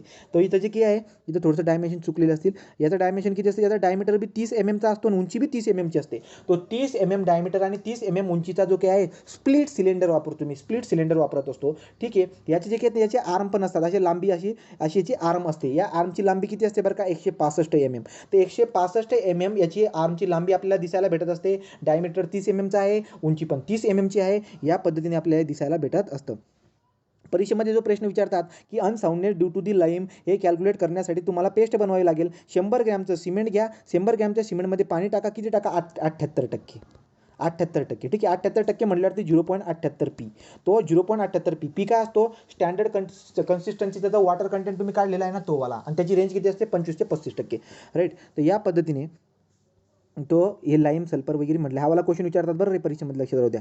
पुढे अनसाऊंडनेस ड्यू टू दी लाईम ली चॅटलियर ॲपरेटसने काढत असतो. 100 ग्रॅमचं सिमेंटमध्ये एवढं पाणी टाकून त्याची पेस्ट बनवत असतो. आणि हा जो स्प्लिट सिलेंडर आहे ज्याची उंची किती होती, 30 mm ची उंची, डायमीटर पण 30 mm चा याच्यामध्ये भरायचा. नंतर याला जे की ना एक आर्म असतात, अशी इंडिकेटर आर्म असतात, त्यांना इंडिकेटर आर्म म्हणत असतो. या इंडिकेटर आर्मची लांबी किती असते, 165 mm ची असते. तर मग आता पुढे काय करत असतो बरं का आपण, याला काय करत असतो, तर ती जी काही पेस्ट आपण याच्यामध्ये आता भरलेली आहे, हा स्प्लिट सिलेंडरला उचलायचं आणि याला इमर्स करायचं पाण्यामध्ये 24 तासासाठी. तो 24 तासासाठी मी काय करणार बरं का, या सिलेंडरमध्ये आता आपण पेस्ट भरून ठेवलेली आहे. 24 तासासाठी आपण त्याला काय करणार, पाण्यामध्ये ठेवणार. त्या पाण्याचं टेम्परेचर आपण मेंटेन करून ठेवत असतो 27 ते 32 डिग्री सेल्सिअस एवढं टेम्परेचर आपण मेंटेन करून ठेवतो. 24 तास 27 ते 32 डिग्री सेल्सिअस एवढ्या टेम्परेचरमध्ये ठेवल्यानंतर आपण काय करतो, याला बाहेर काढून घेत असतो. आणि बाहेर काढल्यानंतर ही जी काही इंडिकेटर आर्म आहे यांच्यामधलं आपण अंतर मेजर करून घेतो आणि या अंतरला आपण एक्स म्हणून देत असतो. काहीतरी ते अंतर येईल, त्याला समजा एक्स इक्वल टू काहीतरी आलं. क्लिअर आहे काहीपर्यंत टेस्ट. तो काय केलं आपण, तर 100 ग्रॅमचं सिमेंट घेतल्यानंतर तुम्ही त्याच्यावरती 0.78 पी एवढं पाणी टाकल्यानंतर पेस्टला तुम्ही त्या स्प्लिट सिलेंडरमध्ये भरलं आहे आणि त्याला उचलून तुम्ही पाण्यामध्ये ठेवलेलं आहे 24 तासासाठी 27 ते 32 डिग्री सेल्सिअस एवढ्या तापमानामध्ये. आणि तुम्ही काय केलं बरं का, त्याला बाहेर काढल्यानंतर त्या जी काही इंडिकेटर आर्म होती, इंडिकेटर आर्ममध्ये थोडीशी रिकामी जागा असते, याचं अंतर तुम्ही मेजर केलं आणि त्याला किती काहीतरी आलं असेल, त्याला काहीतरी तुम्ही नोट करून दिलं, एक्स इज इक्वल टू काहीतरी आलं. पुन्हा आपण काय करतो, याला उचलायचं. हा जो पण आपला दिसायला भेटतो ते या ॲपरेटसला उचलायचं आणि याला कुठे ठेवायचं, या ॲपरेटसला या पूर्ण असेंब्लीला उचलून आपण पुन्हा काय करत असतो, 25 ते 30 मिनिटासाठी आपण काय करत असतो, याला हाय टेम्परेचरमध्ये ठेवण्याचा ट्राय करतो. हाय टेम्परेचरमध्ये काय ठेवतो बरं का, कुठे ती तो हां ठीक आहे, तिथं काय करणार आहे आता पुढे बघा. सो अगेन या सॅम्पलला उचलायचं, पाण्यामध्ये टाकायचं, पाण्याचं टेम्परेचर काय करायचं, वाढवायचं, हळूहळू वाढवायचं. कुठपर्यंत वाढवत जायचं, बॉइलिंग पॉईंट ऑफ द वॉटरचा बॉइलिंग पॉईंट तुम्हाला माहिती आहे किती, boiling point 100 degree Celsius. 100 degree सेल्सिअसपर्यंत पाणी उकळताना तो आपण काय करत असतो, या पूर्ण असेंब्लीला उचलतो, पाण्यामध्ये ठेवतो, पाण्याचा टेम्परेचर हळूहळू वाढवतो, हळूहळू पाण्याचा टेम्परेचर आपण वाढवत असतो. ठीक आहे. तो 25 ते 30 मिनिटामध्ये जे काय आहे हे 25 ते 30 मिनिटापर्यंत आपण बॉइलिंग पॉईंट जे काय आहे तिथपर्यंत पोहोचून जात असतो. ठीक आहे, कळालं का. तो आपण काय केलं, आता पाण्यामध्ये ठेवलं, टेम्परेचर वाढायला लागलो, हे टेम्परेचर हळूहळू वाढवायचं 25 ते 30 मिनिटापर्यंत आपण 100 डिग्री सेल्सिअसपर्यंत पोहोचून जायला पाहिजे. पोहोचलेत का, एकदा तुम्ही तिथपर्यंत पोहोचले का त्याच्यानंतर काय करायचं, पुढच्या 3 तासापर्यंत बॉइलिंग पॉईंट जे ना पाण्याचं ते मेंटेन करून ठेवायचं. म्हणजे पुढचे 3 तासापर्यंत पाणी उकळत राहील.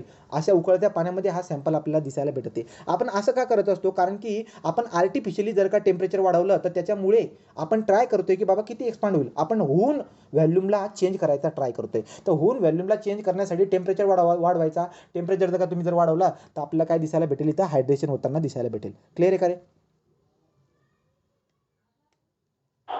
राईट. तो आता पुढचा पॉईंट काय, सो अनसाऊंडनेस टेस्टमध्ये हां, तर प्रोसिजर तुमच्या लक्षामध्ये आली. आता काय करायचं बरं का, तर 25 ते 30 मिनिटापर्यंत आपण बॉइलिंग पॉईंटपर्यंत गेलो. त्याच्यानंतर पुढचे 3 तासापर्यंत बॉइलिंग पॉईंटपर्यंत उकळू दिलं पाणी.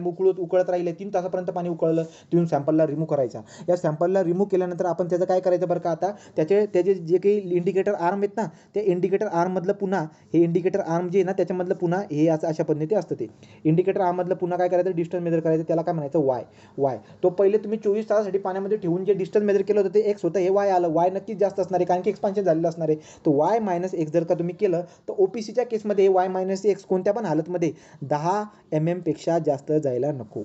10 mm पेक्षा जास्त जायला नको. Should not exceed 10 mm. Clear आहे. तो आपण पॉईंट क्लिअर झाला. पुढे जर का आपण बघायला गेलो तर काय बरं का, आता हे होतं अनसाउंडनेस ड्यू टू लाईम. तर लाईममुळे, फक्त लाईममुळे जे पण एक्सपान्शन होते ते जर का तुम्हाला कॅल्क्युलेट करायचं असेल तर तुम्हाला ली चॅटलेर ॲपरेटसचा वापर करून अशा पद्धतीने प्रोसिजर करावी लागते. पुढे आपल्याकडे पुढचा आहे unsoundness due to the magnesia. तर मॅग्नेशियामुळे जे ना, मॅग्नेशियामुळे सुद्धा अनसाउंडनेस होत असतं आपल्याला माहिती आहे. त्यासाठी आपल्याकडे एक टेस्ट असते, नाव आहे त्याचं ऑटोक्लेव्ह टेस्ट. ऑटोक्लेव्ह काय असतं बरं का, ऑटोक्लेव्ह ज्या पद्धतीने फ्रीज असते आपल्याकडे किंवा ओव्हन असतं त्या पद्धतीने ऑटोक्लेव्ह असतो. ऑटोक्लेव्ह काय काम करतो बरं का, टेम्परेचरला वाढवायचं आणि टेम्परेचरला मेंटेन करायचं काम करत असतो. तर ऑटोक्लेव्ह टेस्ट आहे. तर मग आता काय करणार आपण, ऑटोक्लेव्ह टेस्टमध्ये जी काही ऑटोक्लेव्ह टेस्ट आहे याच्यामध्ये आपण काय करत असतो, तर ही टेस्ट जी आहे सेन्सिटिव्ह आहे दोघांना, म्हणजे लाईममुळे आणि मॅग्नेशियामुळे या दोघांमुळे एक्सपान्शन किती झालेलं आहे याला जर का तुम्हाला कॅल्क्युलेट करायचं असेल तर तुमच्याकडे ऑटोक्लेव्ह टेस्ट आहे. कळालं का, लाईममुळे सुद्धा आणि मॅग्नेशियामुळे सुद्धा. तर लाईम आणि मॅग्नेशिया दोघांमुळे किती एक्सपान्शन होतं आहे हे जर का कॅल्क्युलेट करायचं असेल तर ऑटोक्लेव्ह टेस्ट असते. ऑटोक्लेव्ह टेस्ट जे काही त्याच्यामधला ऑटोक्लेव्ह शब्द काय आहे, ऑटोक्लेव्ह शब्द म्हटल्यावरती काय बरं, काय छोटंसं ॲपरेटस असतं जो टेम्परेचर वाढवण्याचं आणि मेंटेन करायचं काम करतो. ठीक आहे. पुढे आता काय करतो बरं का, याच्यामध्ये आपण काय करतो, एक ब्लॉक बनवतो. ठीक आहे, एक ब्लॉक बनवतो. त्या ब्लॉकचं डायमेन्शन किती असतं, 25 mm by 25 mm by 282 mm चा असा आपण एक काय करतो, एक ब्लॉक बनवतो. तो एक ब्लॉक बनवतो या पद्धतीने. हा ब्लॉक असतो. तो हा जो पण ब्लॉक आहे या ब्लॉकची साईज आपल्याला दिसायला भेटते. हे बघा, 25 mm by 25 mm by 282 mm चा असा ब्लॉक बनवला. या ब्लॉकला आपण उचलून ऑटोक्लेव्हमध्ये ठेवतो. ठीक आहे, त्याला उचलून कशामध्ये ठेवला, ऑटोक्लेव्हमध्ये ठेवला. आणि याच्यावरती आपण काय करतो, स्टीम म्हणजे काय, वाफेचा प्रेशर आपण याच्यावरती लावतो. वाफेचा प्रेशर जर का तुम्ही त्याच्यावरती लावला तर वाफेच्या प्रेशरमुळे आपण टेम्परेचर वाढवतोय. म्हणजे टेम्परेचर आपण वाढवण्याचा तरीका काय आहे, इथं प्रिन्सिपल कोणतं आहे, ऑटोक्लेव्ह टेस्टमध्ये टेम्परेचर वाढवण्याचा प्रिन्सिपल काय असतं, स्टीमचा प्रेशर अप्लाय करून आपण टेम्परेचर वाढवतोय. तुम्ही जेवढं जास्त स्टीम प्रेशर वाढवणार तेवढं जास्त टेम्परेचर वाढेल. आणि टेम्परेचर जर का वाढलं तर हायड्रेशनची प्रोसेस जर का झाली तर एक्सपान्शन होताना दिसायला भेटेल. मग आता मी काय करतो बघा, ATS आपण कशा पद्धतीने करतो, आपण 21 किलोग्राम पर सेंटीमीटर स्क्वेअरचा प्रेशर आपण अप्लाय करणार.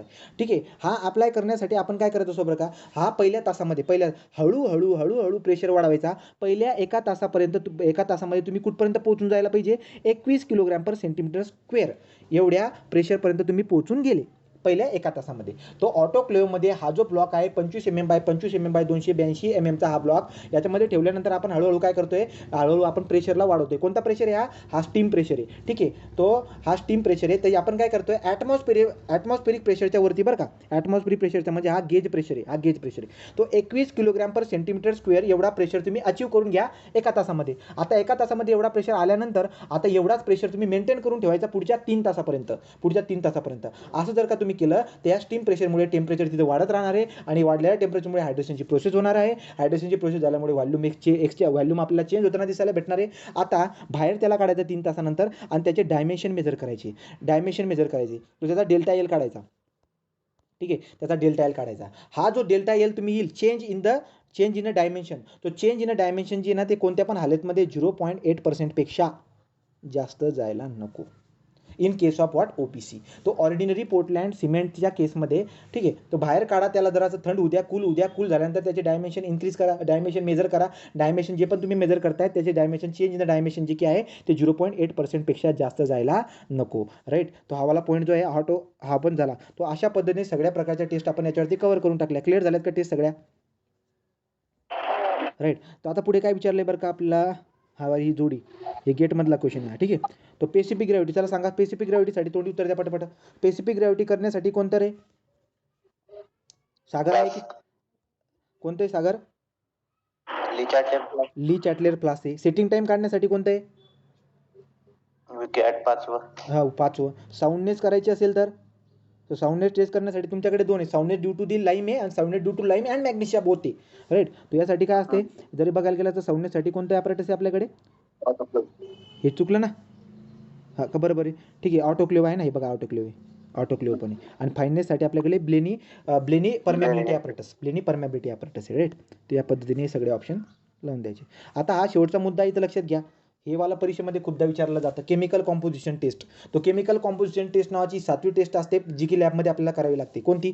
कोणत्या पण हालतमध्ये. काल पण एक क्वेश्चन होता, त्या क्वेश्चनमध्ये 6% मॅग्नेशियाबद्दल बोललो होतं काहीतरी, त्यामुळे आपण बोललो होतो की याला नंतर बघू. तिथे काय झालं बरं का, टोटल मॅग्नेशिया जो आहे ना, कोणत्या पण हालतमध्ये 5% जास्त मॅग्नेशिया असायला नको, नाही तर मग सिमेंट खूप जास्त एक्सपांड होत जाईल. तो 5% जास्त मॅग्नेशिया असायला नको सिमेंटमध्ये. ठीक आहे. दुसरं काय, सल्फरचं कंटेंट 2.5% जास्त असायला नको. ठीक आहे. नंतर पुढे, the ratio of alumina to that of iron oxide must not be less than 0.66%. याचा अर्थ काय बरं का, वरती ॲल्युमिना Al2O3, खाली आयर्न ऑक्साईड Fe2O3 राईट. तो ॲल्युमिनियम ऑक्साईड आहे, ॲल्युमिना आणि फेरस ऑक्साईड या दोघांचा रेशो जो तुम्ही घेतलात कंटेनचा, याचा कंटेन आणि याचा कंटेन, याचा रेशो जर का घेतलात तर हे लेस असायला नको. Should not be less than, less than म्हणले फक्त 0.66. तर 0.66पेक्षा कमी असायला नको. कळालं. Ratio of percentage of alumina to the iron oxide should not be less than 0.60%, याच्यापेक्षा कमी असायला नको. पुढे loss of ignitions. Loss of ignitions म्हणजे काय, वाटरचा लॉस. इग्निशियस म्हटल्यावरती वाटरचा लॉस. पाण्याचा जो लॉस होत असतो तो 4%पेक्षा जास्त व्हायला नको. कळालं का. तुम्ही जास्त पाणी जर का त्याच्यामध्ये ॲड करत असणार ना, तर पाणी उडून जाईल. आपण बोललो होतो काल, कॅपिलरी वॉटर हा पोरमध्ये राहतो आणि पोरमध्ये असणारा वॉटर उडून जात असतो. आता पोरमध्ये राहणारा हा जो पण वॉटर असेल, हा जर का समजा उडत असेल ना, तर उडल्यामुळे तिथे गॅप राहतील, त्यामुळे पाणी जास्त उडायला नको. मग असा पॉईंट तुम्हाला विचारतील, लॉस ऑफ इग्निशन म्हणजे वॉटर कंटेंटचा लॉस. वॉटर कंटेंटचा लॉस हा 4 डिग्रीपेक्षा जास्त व्हायला नको. पुढे, टोटल वेट ऑफ इनसोल्युबल रिसिड्यू. सिमेंटमध्ये जे पण इनसोल्युबल रिसिड्यू असतात ते 1.5%पेक्षा जास्त असायला नको. आणि लास्ट पॉईंट काय बरं का आता आपला, the ratio of lime to that of, वरती लाईम आहे आणि खाली कोण आहे, वरती लाईम आहे, to that of silica alumina iron oxide. तो सिलिका आहे प्लस आयर्न ऑक्साईड आहे प्लस ॲल्युमिना आहे. तो lime to the silica iron oxide. पहिले किती पकडलेत बरं का, तो सिलिका. ओके, वरती सिलिका आहे, खाली ॲल्युमिना आयर्न ऑक्साईड. यांचा जर का आपण रेशो घेतला तर हा एका रेंजमध्ये राहायला पाहिजे. कोणत्या रेंजमध्ये, 0.66 ते 1.02 यांच्यामध्ये राहायला पाहिजे. हा जो रेशो तुम्ही घेतायत ना, हा वाला. आणि याला म्हणतात लाईम सॅच्युरेशन फॅक्टर. तर तुम्हाला परीक्षेमध्ये कुठे जर विचारलं लाईम सॅच्युरेशन फॅक्टर म्हणजे काय, किती रेंजमध्ये असायला पाहिजे, तर 0.66 ते 1.02 यांच्या रेंजमध्ये राहायला पाहिजे. आणि लाईम सॅच्युरेशन फॅक्टर कसा काढतात, सिलिकावरती वरती काय लाईम आहे ना, वरती लाईम आहे, तो वरती लाईम आहे, लाईम टू दी, लाईम वरती सगळ्यात वरती लाईम, सिलिका ॲल्युमिना आणि आयर्न ऑक्साईड म्हणजे सगळ्यात पहिला कॉन्स्टिट्यूट वरती ठेवला आहे, लाईम वरती ठेवलेला आहे. तो अशा पद्धतीने आपण काढायचा. बोला, क्लिअर आहे काय सगळे टेस्ट. तर या पद्धतीने काय टेस्ट का. आता पुढचा जो काय आहे, पुढे आपल्याला उद्या, आता तुम्ही लक्षामध्ये घ्या, आपण खूप डिटेलमध्ये घेतले, सगळे क्वेश्चन सॉल्व्ह होऊन जातील. जरुरी बी नाही की चला बाबा MCQ लावा. आणि तुम्ही जर का ऑब्झर्व केलं ना,